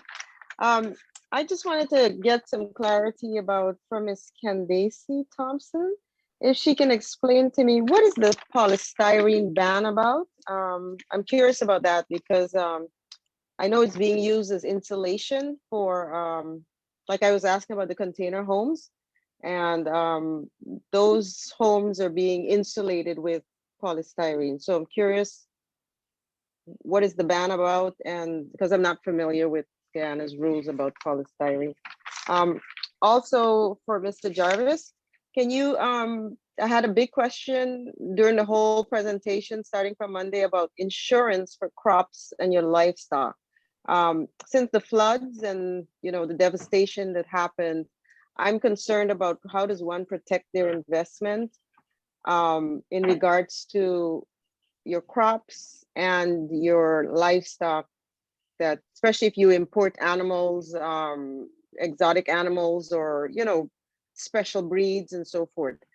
How does that work? Is there an opportunity to insure your investment? And I think that's it for now. Thank you. Thank you. Good evening again. Thank you for your question. So the expanded polystyrene ban, which was enacted in 2015, or the styrofoam ban as it's commonly called, it prohibits the importation, manufacture, and sale of expanded polystyrene products in Guyana. It also prohibits the sale and use of containers, particularly in the food service establishment, right? So it looks at promoting and encouraging the use of biodegradable, recycling, and other environmentally friendly replacements. So it's particularly, specifically for the food service industry, the styrofoam cups and the boxes and so on that were commonly used. Okay, so it has nothing to do with construction materials. No. Okay, great. Thank you. With regards to crop insurance, I am not aware that there is any such in Guyana at present. I know as part of Guyana's representation and collaboration with the CARICOM Ministerial Task Force, the risking of agriculture, utilizing insurance products is one of the things that's on the front burners. But as we speak, it has not been established. And I can tell you why the first attempts we made maybe a decade ago did not bear fruit because the cost of the premium was the deterrent at that time. But I know that other mechanisms are being put in place where there going to be a blend of approaches. I'm not competent enough to speak on it, but I know that the risking of agriculture through the use of agriculture insurance is no longer something that we just dream about. It's coming, and it's coming shortly, because the question that you are asking is one that resonates in the minds of many, many persons. Outside of insurance, though, we would always suggest that if you're going to make an investment in agriculture, you've got to cater for events that have 50 years, 30 years. Because in some cases, if you put in permanent crops, you'll want many, many years before they come out. So insurance is one thing that is coming. It's being worked on actively as we speak. But let us work with you when you're ready to put down your plants or your pens or so on, to make sure that you're not in the floodplain, to make sure you use the climate smart technologies that are available, to ensure that your crops, your livestock, your ornamentals are properly secured, so that in the event of 2 nights of rain, 2 feet of water, you will not suffer from it. Over. Thank you. Thank you for that. We'll now move on to Mr. Bernard Rollins.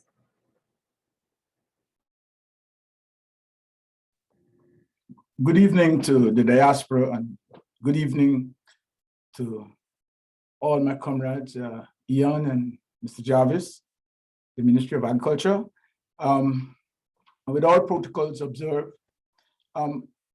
I would like to first indicate to Mr. Jarvis, my mother died at 69 years of age with breast cancer. And there were many more who died in Bremont and Itiko from cancer. And I do not know the statistics from Ministry of Health, but the question was raised about weedicide and pesticides being used in Guyana. And I think this is one of the reasons why some fruits are not imported or not accepted here in America. What I would like to ask of you is that the Guyana government take a few steps back and to look at the rural areas on how places like Gaisuko and the rice industry get involved with the use of pesticides and weedicides and other agricultural products that are being generated in these rural areas to make sure that we understand that when cows drink that water or animals consume the water, which is contaminated, and other foods that are affected, we want to make sure that those foods are of pharmaceutical grades. So when consumed by humans, right, they're on the safe side. My question to the panel is, I'm concerned the EPA, the Ministry of Agriculture, and the Ministry of Health, whether the investor, when the investor invests in cattle, rice, cane, or other farm products, or other products, why are investors not asked the question at first when investing, what are your recycling plans to recycle your waste materials or your waste products in Guyana to avoid or to limit or to regulate pollution as it goes throughout the 10 administrative region?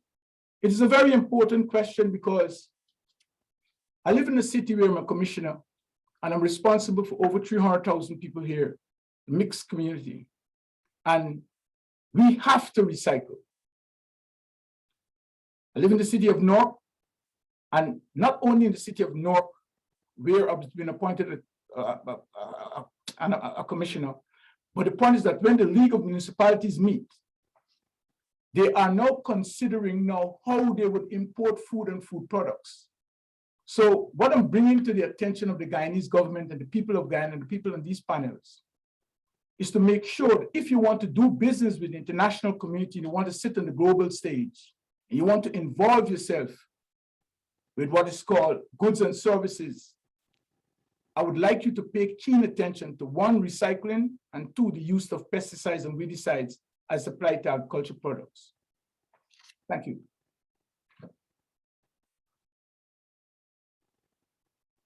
If I may speak a little bit about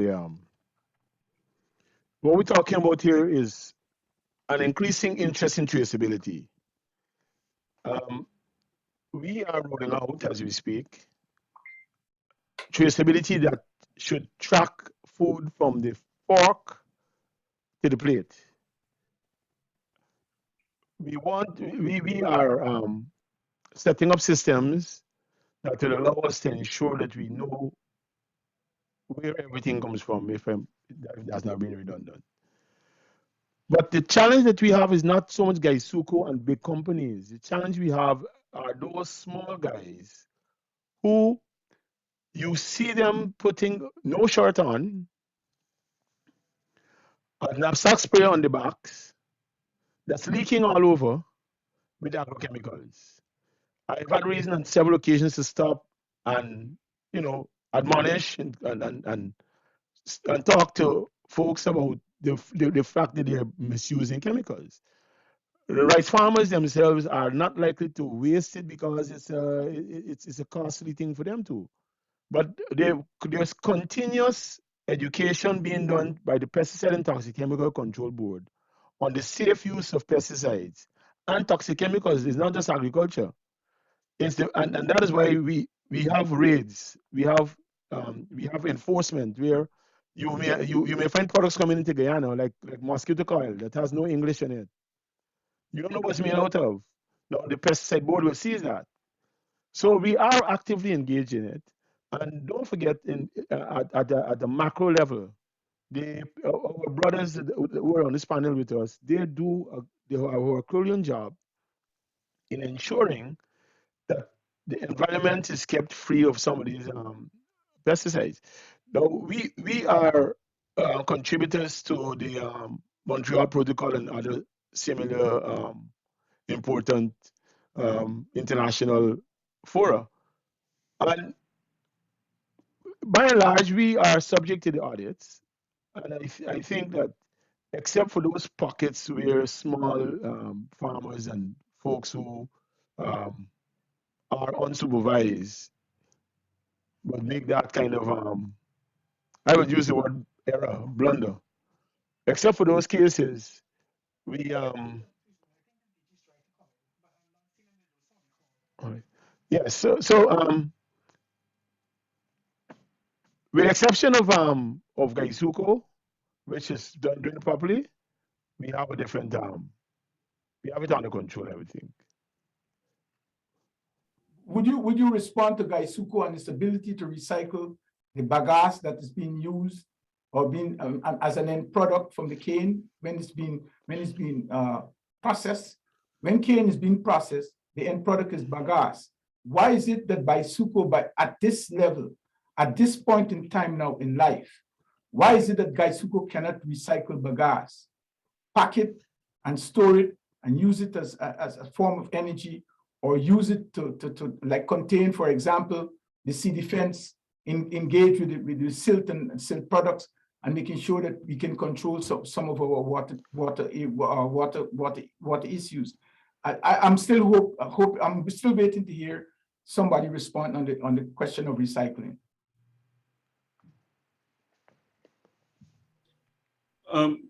Candace, would you want to take the question about how we treat activities in terms of recycling and waste management, or would you want me to proceed? You can commence and I'll add. Okay. Thanks, Mr. Rollins. I was just waiting for Mr. Jarvis to finish his inputs. And just to add before I forget, fall curry is really for yard fowl, right? Chicken curry is the white chicken that you rear in a pen. Anyway, Mr. Rollins and all the members here, in any activity that we authorize, wherever waste is generated, we ask for a waste management plan. And that plan, we allow the proponent to indicate to us what measures they will use in terms of utilizing best practices and best technologies to address waste. And if that involves recycling, we will obviously approve it. So they must submit, well, not all cases. In the cases where significant waste is generated, we would require a waste management plan to be submitted as part of the documentation.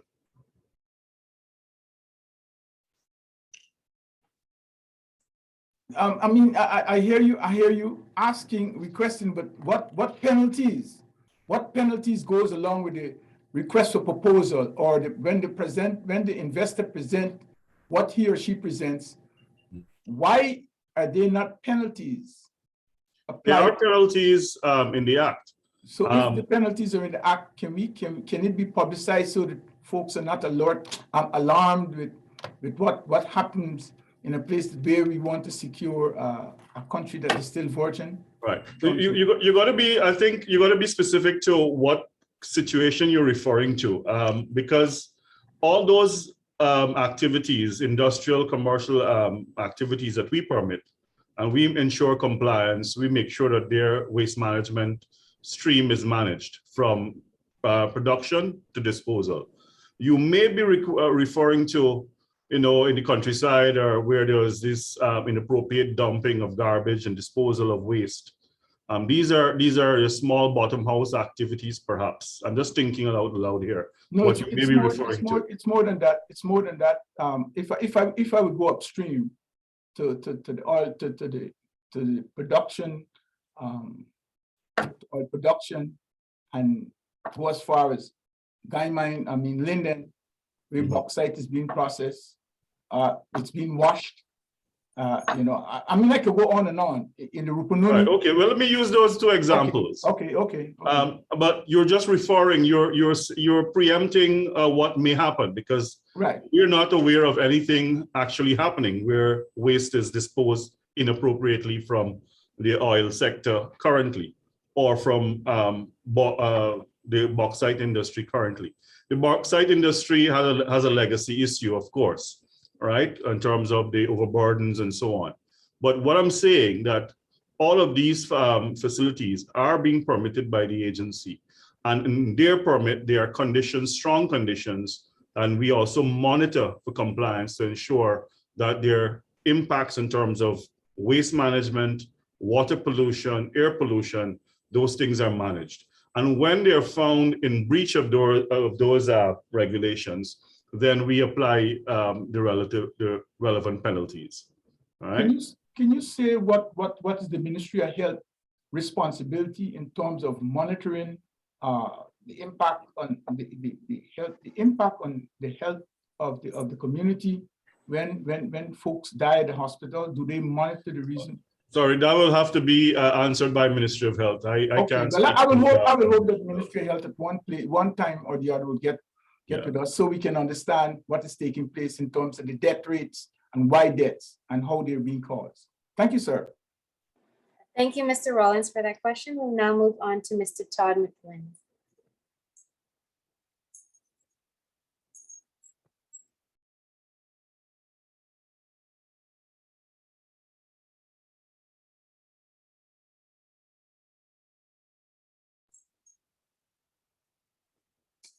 Mr. McMahon, are you on? I think you're still muted. My pleasure to join the diaspora and the Guyana excellencies and the various government bodies here. My interest is in agriculture, and I've traveled to over 100 countries.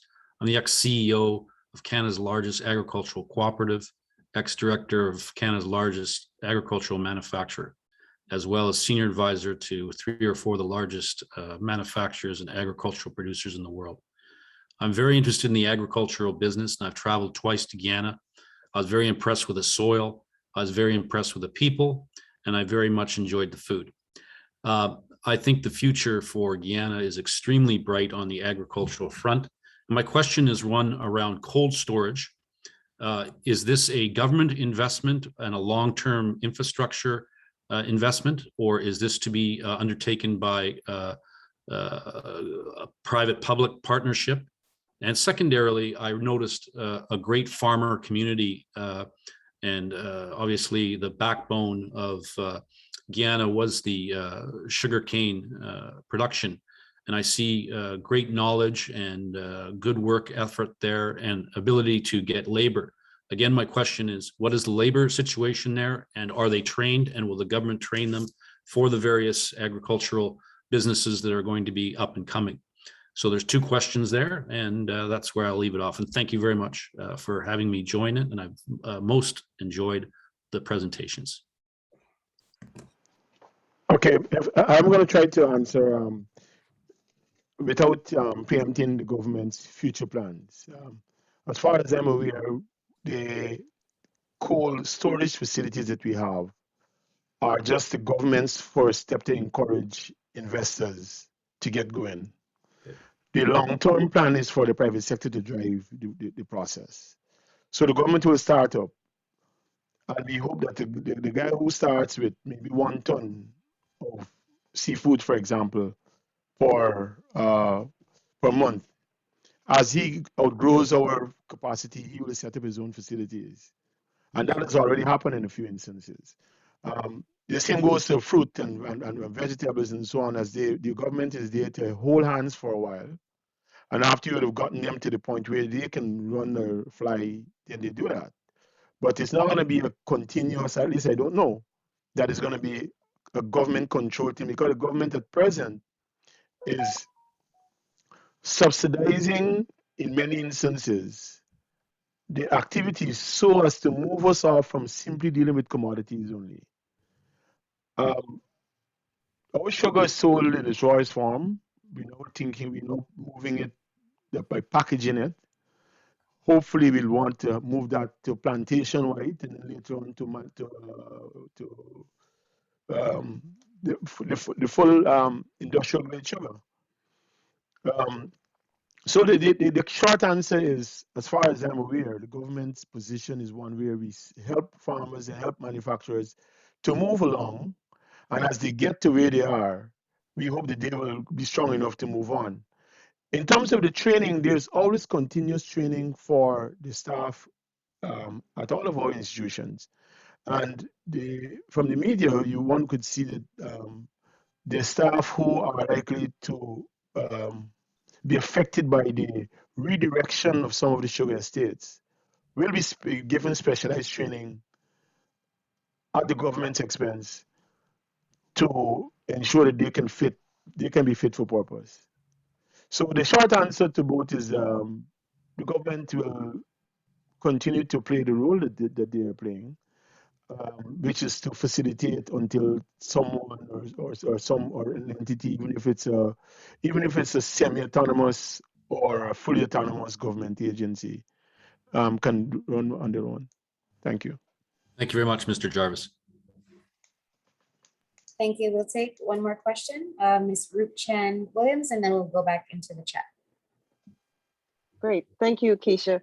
Mr. Jarvis, it just jogged my memory as you were speaking. Can you give me some enlightenment about the abattoirs? So what is the relationship between abattoirs and livestock owners? And also access to veterinarians. Does the agriculture department have a adequate staff of vets to help livestock farmers? And then my last question is about wells. I had asked previously about putting a well on your land, wherever, or wells, plural. What is the possibility of getting that done? And thank you. That's it for tonight. I won't ask anything. Okay, with respect to the abattoirs, we are currently advanced in constructing an abattoir in Region 5 at a place called Anvoak.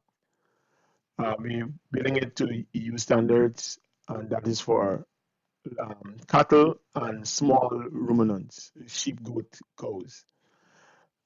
We are also going to be constructing at Garden of Eden an abattoir that's specific for pigs.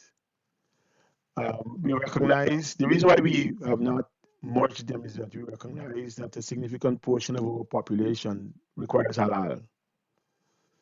And you can't have pigs in the same compound, at least not in Guyana's context, and have the beef that you want, the meat that you want to slaughter from the cows to be considered halal. So we have them at different areas.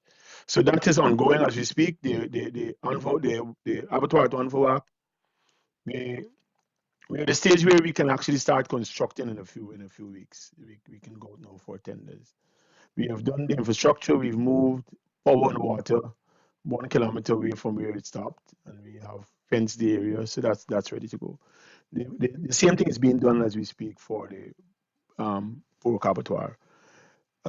With respect to the vets, the Guyana Livestock Development Authority has more than 20 vets, and every region has either a vet that is there permanently or visits frequently as is needed.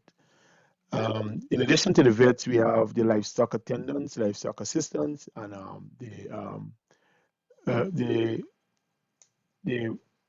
livestock scientists generally, who are the guys that will work with the animals, but they're not necessarily the ambulatory medical people for animals.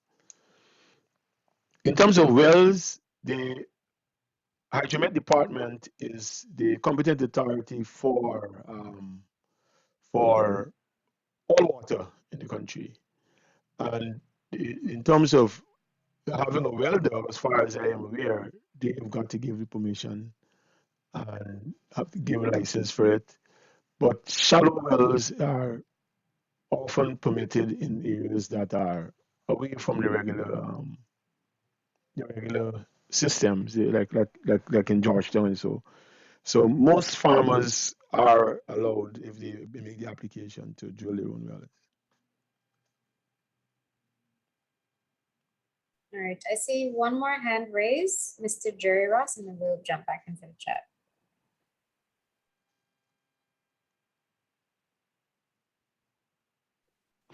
Yes, good evening, everyone. Very impressive presentation, I must say. Presentation by everyone was actually very, very impressive. I just have three concerns or questions that I would like to pose to the panel, especially to yourself, Mr. Jarvis, and that is, Guyana has always been haunted by the ability to supply inconsistency in that area. And I'm so happy to hear that you're not having cold storage.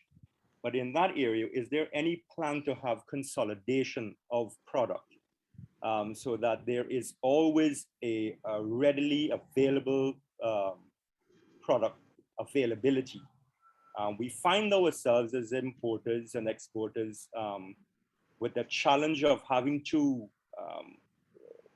deal with or incorporate too many suppliers to fulfill the needs that you may have, especially in the fisheries area. That's the one question. The second question is there any plans for an improvement in the shipping lines that we presently have and the time frame it takes for product to get from point A to point B?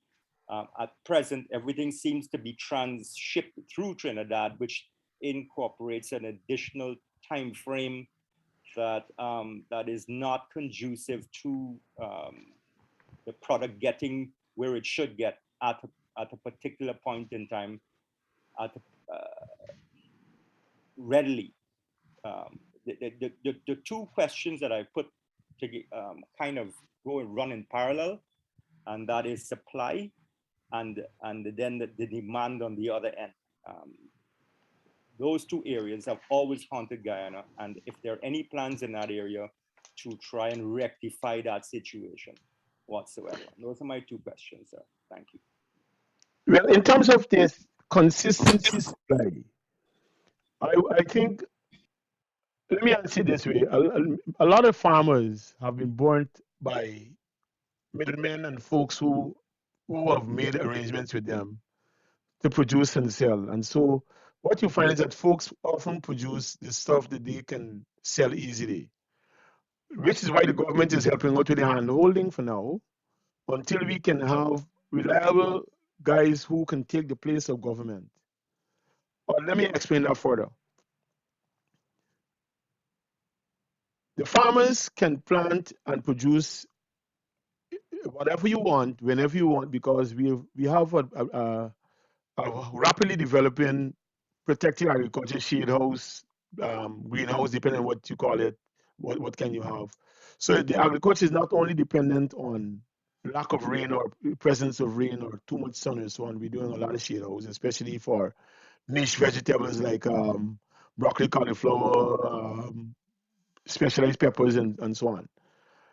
But the farmers themselves will not put it in the ground, because what usually happens after a while is that the first few weeks you get a good price. And then as other crops come in, other farmers come in, the price disappears, and the guy that was paying you $60 per unit suddenly wants to pay 40. Our encouragement from the Ministry of Agriculture is get into a contract with this guy, as is being done in the poultry industry, where the guy actually grows for you. Some of our major poultry producers will have folks who grow chickens for them, and they supply the materials, the feed, the medicine, the baby chicks, and they pay for that growing out. They can control the supply because they are in the whole supply chain. If the farmers can have something like that being done, it helps with that consistency of supply. But what has happened in many, many cases, we have encouraged farmers to go produce, there's a market.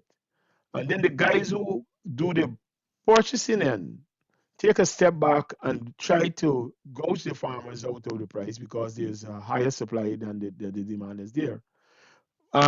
So the effort is being done by the ministry, and that's why we are also putting in so many different forms of agro-processing and cold storage, so as to be able to pull off excess supply and keep a decent price going for it to continue to be worth the farmer's while. In terms of the shipping, it is a huge concern to us that we can't move product the way we like to move it. The thing is, nobody will bring an empty ship here to take back products. And similarly, the shipping lines seem to want to always go through Trinidad. And I don't have the explanation as to why that continues to be so. I'm sure, other than the anecdotal stuff I have in my head, I'm sure there are folks who've done that. But the ministerial task force that's meeting for CARICOM agriculture has as part of their agenda to deal with shipping, whether it's bulk, whether it's uh, accompanied goods. But the thing is, shipping is considered a major issue. And we recognize that given the fact that we are so few in Guyana, for example, we can't eat the stuff that we can produce. We've got to get shipping right in order to get it out. So I don't know that those two answers are satisfactory, but shipping continues to be our problem and we'd like to have it solved. And in terms of the consistency, we can only get that done with the cooperation of the buyers, and of course, we're putting in the cold chain facilities to help make that possible. Thank you very much, sir. The rebuttal to your response is this: we are looking to attract persons to come into Guyana or return to Guyana and invest in agriculture. Now, you've nailed it by saying that you're producing more than you can consume. If it is that you're inviting persons to come and invest in agriculture, but have no means of getting that product out of Guyana to a marketplace in a timely manner, then why should that person invest in agriculture in the first place? You have a cart before the horse. You need to fix first your infrastructure in order for persons to invest. I would love to invest in Guyana in agriculture on a very large scale, but I've seen those two avenues that I've mentioned being hindrance towards doing so. Contractual agreements, as far as farmers are concerned, are easy to put in place and agreed upon. I think what I was trying to allude to is, should you not have a central place that that persons like myself would be able to access products on a timely basis, on a consistent basis? We've had the issues with fisheries, where you will get shrimps for the first 6 months, and then for the next 3 months after that, there is none, simply because that has dried up for whatever reason or the other. Now, you have to recognize that we are supplying consumers or retailers, and it doesn't all go well when your supply chain dries up and those entities no longer want to work or deal with you simply because you are not consistent. And that is not through your own fault, but that is the fault of the consistency coming out from the source, which is Guyana. So you need to have a consistent source first. And more than anything else, if you're asking persons like myself to come and invest in your country, a means of getting the product that I've invested in out of the country into a marketplace that will that I can move my product. But without the movement and without the shipping, there is no way that we're going to get anyone coming there to do any large scale farming without a source of getting it out. Well, if I may rebut your rebuttal, I would say that it still comes back to if we don't have sufficient product. It's a kind of a circular argument. On the one hand, we won't have enough unless we can ship it. And on the other hand, the shippers will not want to be around you if you don't have something to ship. So I can give an example with the fresh coconut water. The guy started off using small refurbished trawlers to move the coconut water to Trinidad. And they were carrying it they started with it in the shell, and then they started to have it in ice boxes, and now they have refrigerated on those same boats, and they're taking it because the quantities that they were able to get out of the Pomeroon made sense for them to do that. I dare say that once you have sufficient quantities, then you can have the shipping going. Now, I am also saying to you that in trying to change the form, like for example, the coconut water is going frozen now. It's frozen here and then goes there. And the Rumble Vision goes because that has a longer shelf life. But in terms of having a boat at will, it comes back with the guy saying, hey, I can't come for the little bit that you have. We are working on it, and I am certain that the folks who are in charge of this have toyed with several different options. And take the case of corn and soya. The corn and soya that we are pushing lots of money into, that's for export also. That will allow for the quantities to be available, in my opinion, to take the market. In the case of shrimp and fisheries, we recognize that the stocks have dried up, and that because we had some overfishing, we still have unregulated, unreported illegal fisheries taking place.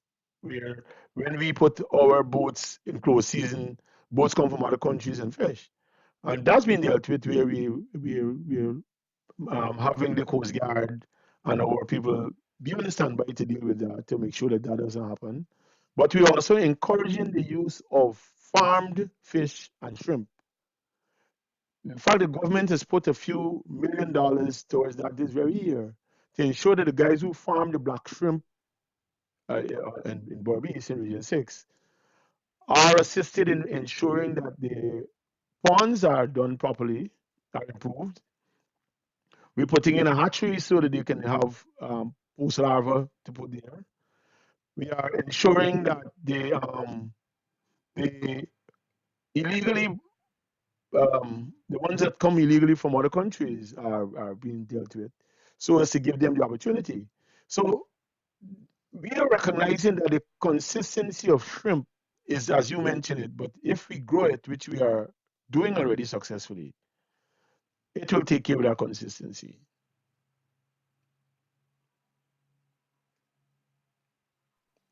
Thank you for that. I see 2 more hands raised, but before we get to them, we'll just go through a couple of the questions from the chat. There's a question here. Will the Food Safety Authority be the certifying body to distinguish between organic and conventionally farmed products? There was another question that asked whether land will be separated for organic goods alone.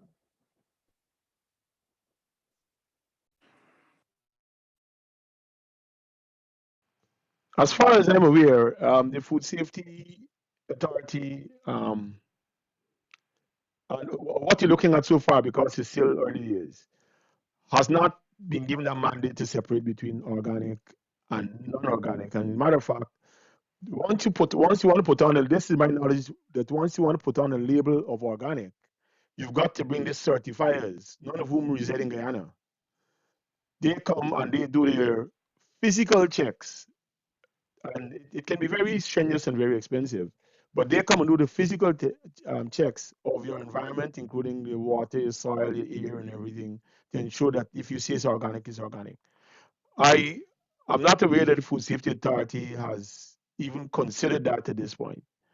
In terms of the so that's a question in terms of what the Food Safety Authority will do. Please repeat the second one.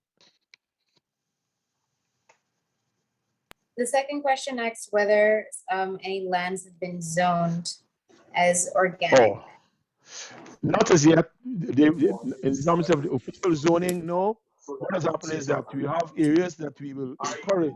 I'm not aware that the Food Safety Authority.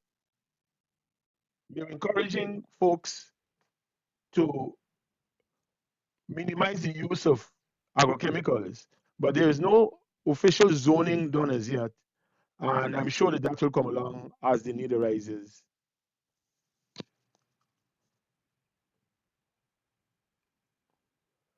Thank you. Mr. Jervis, you're very popular. There's another question here for you. Are the same benefits in your presentation for foreign investors applicable to Guyanese who are residing in Guyana? I'm happy to say that yes, there are. All of those waivers of taxes and all the things that were there are in the public press. And I know of persons who get VAT exemption. In fact, you don't even have to apply for it anymore.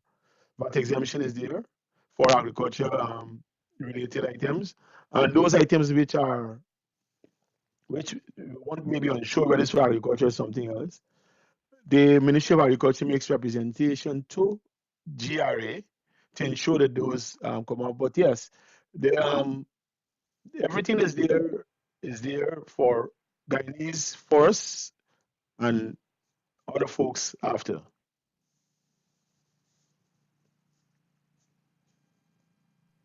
Okay.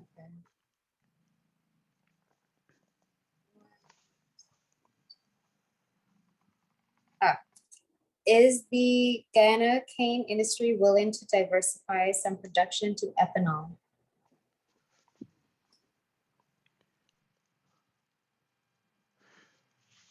Of the menu of things that Gaisuko is doing, I'm sure ethanol is being considered, but Gaisuko's current remodeling is still ongoing, and I can't say that the present thinking has ethanol front and center.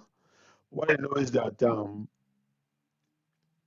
the intention has been to increase productivity and to ensure that we can bring the price of the cost of production down to the level where we can actually sell the sugar at a profitable. But I can't say that I am aware that ethanol is in the priority list.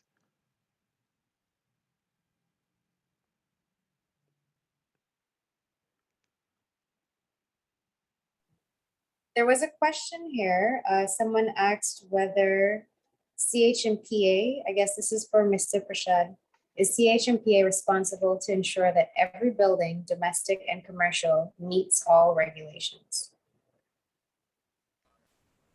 Thank you for the question. I was starting to feel so left out. The short answer is yes, but the difference is with commercial and residential, the CHNPA has delegated the authority to approve residential applications to the local authority, be it an NDC or a township. So they have the authority to approve if it's residential. The CHNPA, the difference is the CHNPA has retained the authority to approve commercial applications. And the role of the local authority is the no objection letter. So they have fully delegated the authority to approve when it's residential to the NDC or township. But when it comes to commercial, they have retained that authority. I hope I've answered your question. Thank you. Thank you. We'll take the question now from Mr. David Clark. Mr. Clark, I see that you're asking a question about investment. We did discuss investments yesterday with Go Invest and GRA. That presentation was shared today by email and it's available on our YouTube page. We are having a session tomorrow with some of the key figures in the financial sector. I'd suggest that you tune into that one for more information. But we'll take a question now for Mr. Paul Diaram, and then we'll move on to Mr. Clark. Good evening, everyone, and let me thank you again for a great presentation. It's the third day I've been following every aspect of this very informative session, more so because I think it was meant to be a launch for investors in the diaspora, of which I'm not a potential investor. I'm already an investor who's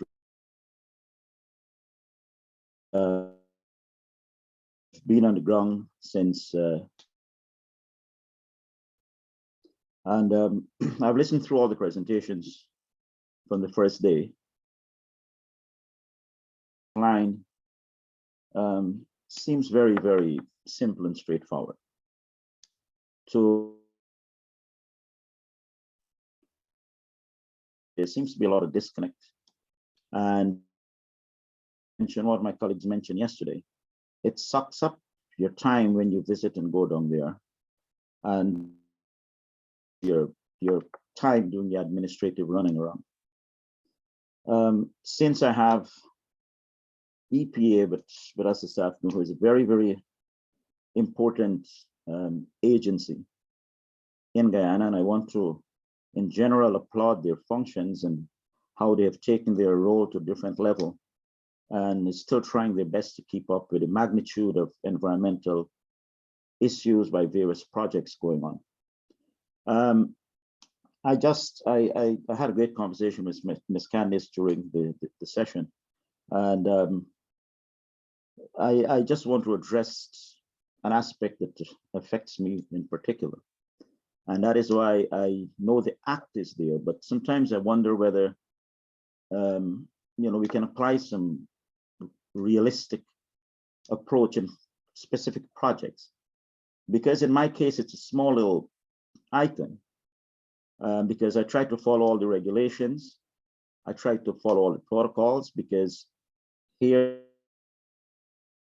I apply that same work in Guyana, then I should follow all the protocols, especially from an environmental standpoint, because that's part of the nature of the business I do. I have applied for EPA, which they applied for the environmental authorization, which I was asked to do for a small. We own 9 of them in this office currently, 15 of them in the system. So it's nothing strange. It's nothing exorbitantly new. So I follow all the guidelines, starting from the NDC to the sanitary officer, and here I should stick a pin.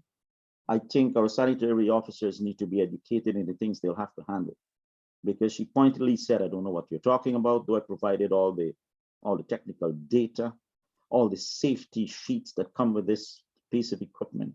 She said, look, I don't know anything about this, and my answer to you is no. So anyhow, I followed through the process, going to the CH Central Housing. I waited, I got the fire inspector, the whole thing, and that was only a preamble to meet one of the criteria of the EPA. Having submitted all of that, which took me the entire of my first trip down in Guyana in April, we are at the EPA, and then they came to my office, they visited, they did all their inspections, and I think they were convinced that I meet all the regulations required.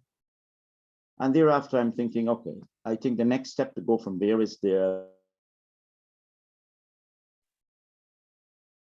never heard anything. So when I inquired, fortunately, I was down in Guyana at that time, and that was like in September early. I actually was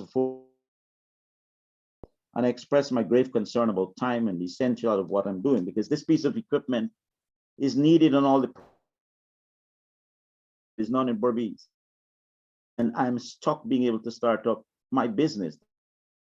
Engineers hired, I had technicians hired, I had to lay them off, and I'm back home in Canada sitting and waiting. I know I had to express that because it was my best opportunity to actually have Mr. Kemraj Parashram listen to my concern. And so is Ms. Candice. So I did that, and I'm sure, like Ms. Candice said, she's attending to it. She's probably at the tail end of closing this up.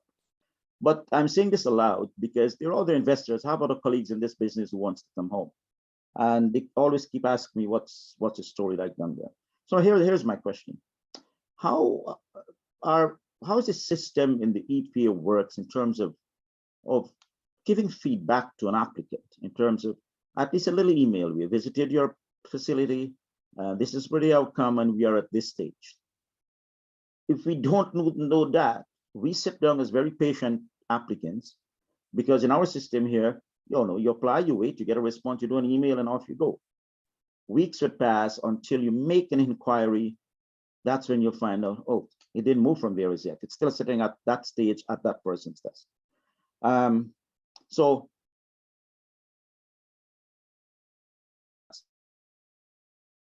digitally in future, EPA's attention. Having said all of that about environmental, you will drive down the public road. We address residential, it's worse. Because my facility is in Ogle, I drove through industry and I find this huge mechanic.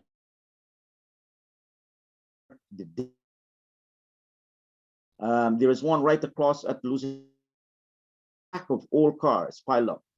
Environmental is one of the aspects of the nature of our business. I'm a driller. Water. All that leaching going into the ground. All Guyanese drink groundwater. It's not from the lake. So I don't know how capable and what's a capacity for enforcement, because our image to the outside world helps a lot. If you're going to have all these systems to implement, and the common person passes by and like, okay, I think that's environmentally bad. So those are just my few points. I want to again thank the EPA for, I've been following them for years. They have grown significantly in their quality of work and their enforcement and everything else, and it's trying their best. I know, like everything, resources is always a shortage, but and also, as I'm here, let me thank the other presenters. Mr. Jerry Jarvis, you're amazing. You keep us intact. And again, thank you for another session, and I hope to join tomorrow evening again. Thank you. Thank you. If I may respond, and I feel you, Mr. Diaram. I'm glad you raised this issue, and I'll come back to the point of where this multiple agencies receiving applications and it takes a while. I know Ms. Rasool spoke about the government's intention to have a single window approach to things. I think that is much welcome. And I think there's a consulting team meeting with agencies to address this matter as we speak. And I support that 100%. Now, I've been at the EPA indeed on and off. I've been there for a while and on and off. One of the things, having returned in the past 3 months, my intention indeed is to, get people back in understanding on the staff of the agency to understand their requirements in terms of what the Act provides for. And yes, Candace outlined that long process. It's really not a long process. It's only a long process when an EIA is required, a long and relatively long in terms of, because you have to go and do the statutory publication period, and you have to do the actual EIA, then you have to do the public disclosures and all those things. It takes that process usually takes about 6 months, 6 to 18 months sometimes. It depends on how fast the developer prepares the EIA. And you probably would have heard in the media and seen in the media, a lot of objections to EIA not required. What we're saying here is really, we're not saying that we do not require an environmental assessment. We're just saying that a category A or a full-scale EIA is not required. And so we go to the lesser category B or category C, and maybe your project that you're talking about probably falls in a category B or a category C, all right? And so but we have to statutorily publish that decision as provided in the act and wait for 30 days for any objections. And an objection doesn't trigger the longer process. It is our decision, our competent, and we're provided by the law to do that, to make that decision, whether we need a full-scale EIA or we need a category B, maybe something in between, to inform our decision. And a lot of people didn't understand that. And so, some of the projects, they have been dragged on because of that decision-making process was not clear, even to the staff of the agency, right? So we're trying now to make sure people understand what their roles are and what are the provisions of the act, to make sure that lesser impactful projects can go through that faster, fast track approach. Because we understand the importance of these things, and rather to avoid all these red tape and delays. Rest assured, the staff of the agency is indeed, yes, they've been trying their best, the relative guidance they need to ensure that the law is applied. And a lot of the delays as well is because of the other agencies, right? And so what we've done, we say, look, we, according to the Act, have to give basically what you call first development consent. We will issue our permit once we are satisfied that this project can happen at the proposed location with minimal impacts. And we put a clause in our permit to say, look, this, whilst we give you approval, you must satisfy the other authorities. So we can move your process forward, right? So, I think if we work together, the team, it's not just an EPA problem, it's all the other agencies, the NDCs, the CHNPA, the GGMC, Forestry Commission, Lands and Surveys, and the MNCC. If we have that single window application, and then everybody can address and do an initial inspection together rather than separately, all right, we can be able to address the matter faster and much more efficiently, right? Thank you, Mr. Kermaz. I actually sense your aggressiveness for change and your practical approach to it, and that's all I'm suggesting. That there are some of these applications of little issues that doesn't need to follow by the T every part of that act and make it a long, frustrating process. The thing is here, it's and I'm sure you've heard this from many other people. It frustrates the investors. When you pump down all your money there, your stuff is there, you apply through the Go Invest. I went through the whole thing, from Go Invest to Central Housing to Fire Department, every single one. I lose my cool sometimes, to the point I told my guys, my intention here was to create employment, hire guys from the University of Guyana who just graduated. I have an ad running for technicians graduate from GTI. But, I'm paying rent for my facility, expensive too. And it's all happening, and I'm just keep pumping money. For what? For something as little as somebody can look at it and see the logics in it. Right. And the laws was never meant to be onerous, any law. I would think so. Right. But I think if we follow the law, we will be much more efficient because the law is clear. Our law is clear. And it's that decision making. And I think the staff did not have the proper guidance, right, to make that the appropriate decision based on the level of risk of the type of project, right? And that is one of the problems we're facing right now. I'm sorry, I have to go on to, because I'm passionate about this. Yeah, the public out there, they're not adequately informed. And I will publish. I can use an example. The bridge, the Damara Harbor Bridge, for example, and it's in the public domain. We're having some hearings coming up shortly.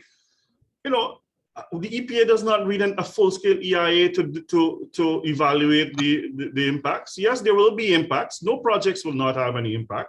There will be impact. But are the impacts irreversible? Are they long-term? Right? Those are the questions that we answer and make that decision.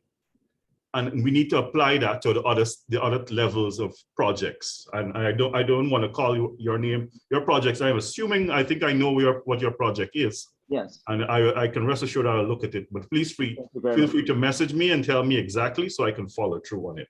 Thank you. Now, and I have to give a quick example. Right now, people here, we publish no EIA required for radioactive sources. In Guyana, we've been exposed to radioactive sources for all of our lives because the hospital got it, all the X-ray machines, all those things. Now, the IEA has categories 1 to 3, and I believe some more. So it is the level of radiation sources, and there's not, when people hear radiative sources, they think, oh my God, it's a Chernobyl. It's not, right? But you know, that is the dilemma we face. We have to make sure we communicate to the public because that's a statutory requirement of the Act, to make sure that they're aware. But I think we also err in making sure that we're clear in our publications what it is. Because if you just put a name, radioactive sources, it doesn't give the true picture, and people indeed would get scared. All right? Absolutely. So it is our function to ensure people are informed, and we will work to do that. You know, in those cases. In our case, nuclear gauge, I registered and I have dosimeters. I probably am the only one. Okay, don't worry, but I suspect it was you. I was the only one in Guyana who has dosimeters for my guys, and they're not only for upper, they're full body dosimeters that they must wear when they're going out to the job site. Because I know the impacts of it. I know the importance of it here. I have staff here using these machines every day and invested in doing it. And I'm all ready, and that's what's driving my frustration. So I've instructed my staff, you know what, because we got some objections already before we publish a notice. So I said, look, let this EPA and the proposed, the developer have a meeting with the community and explain the process and explain the risk. Absolutely. One quick evening, we can get that out of the way, and then we can proceed. Lovely, thank you. All right.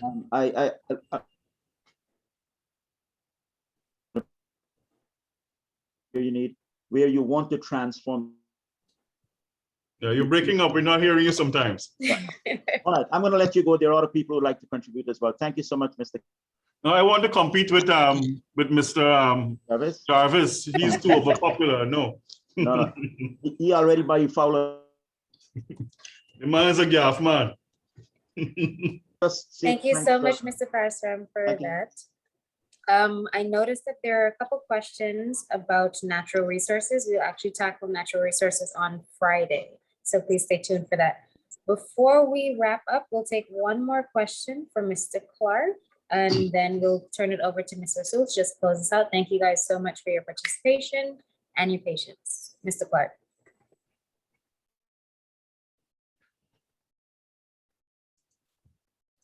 All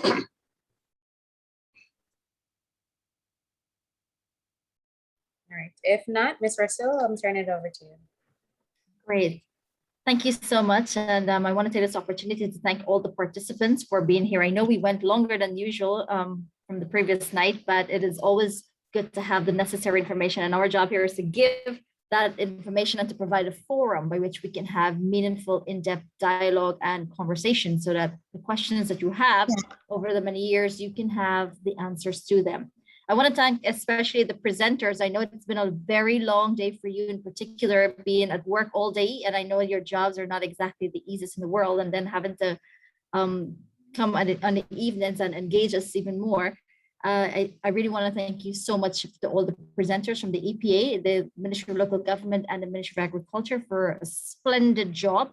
I can tell you, even as you guys are speaking and you're making your presentation and answering questions, we are getting the request for your presentations and for the recording. So that means you're making tremendous impact.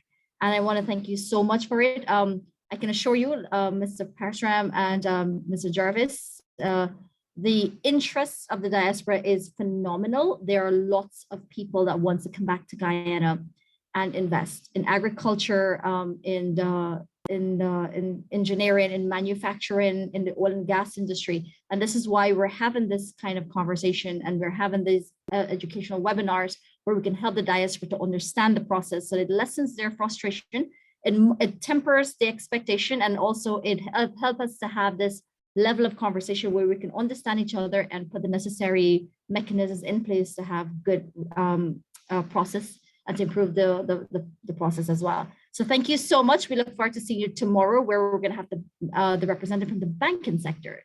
And that's going to be quite an interesting one, the banking sector and the procurement board. So that's something I know everybody's been looking forward to. And I wish you good night. Stay safe and God bless. We'll see you tomorrow. I still see somebody talking about curry. Yes, thank you. I'm cooking dinner that's- tomorrow, right? Good night. Thank you. Thank you so much. Have a good night. Thank you all, and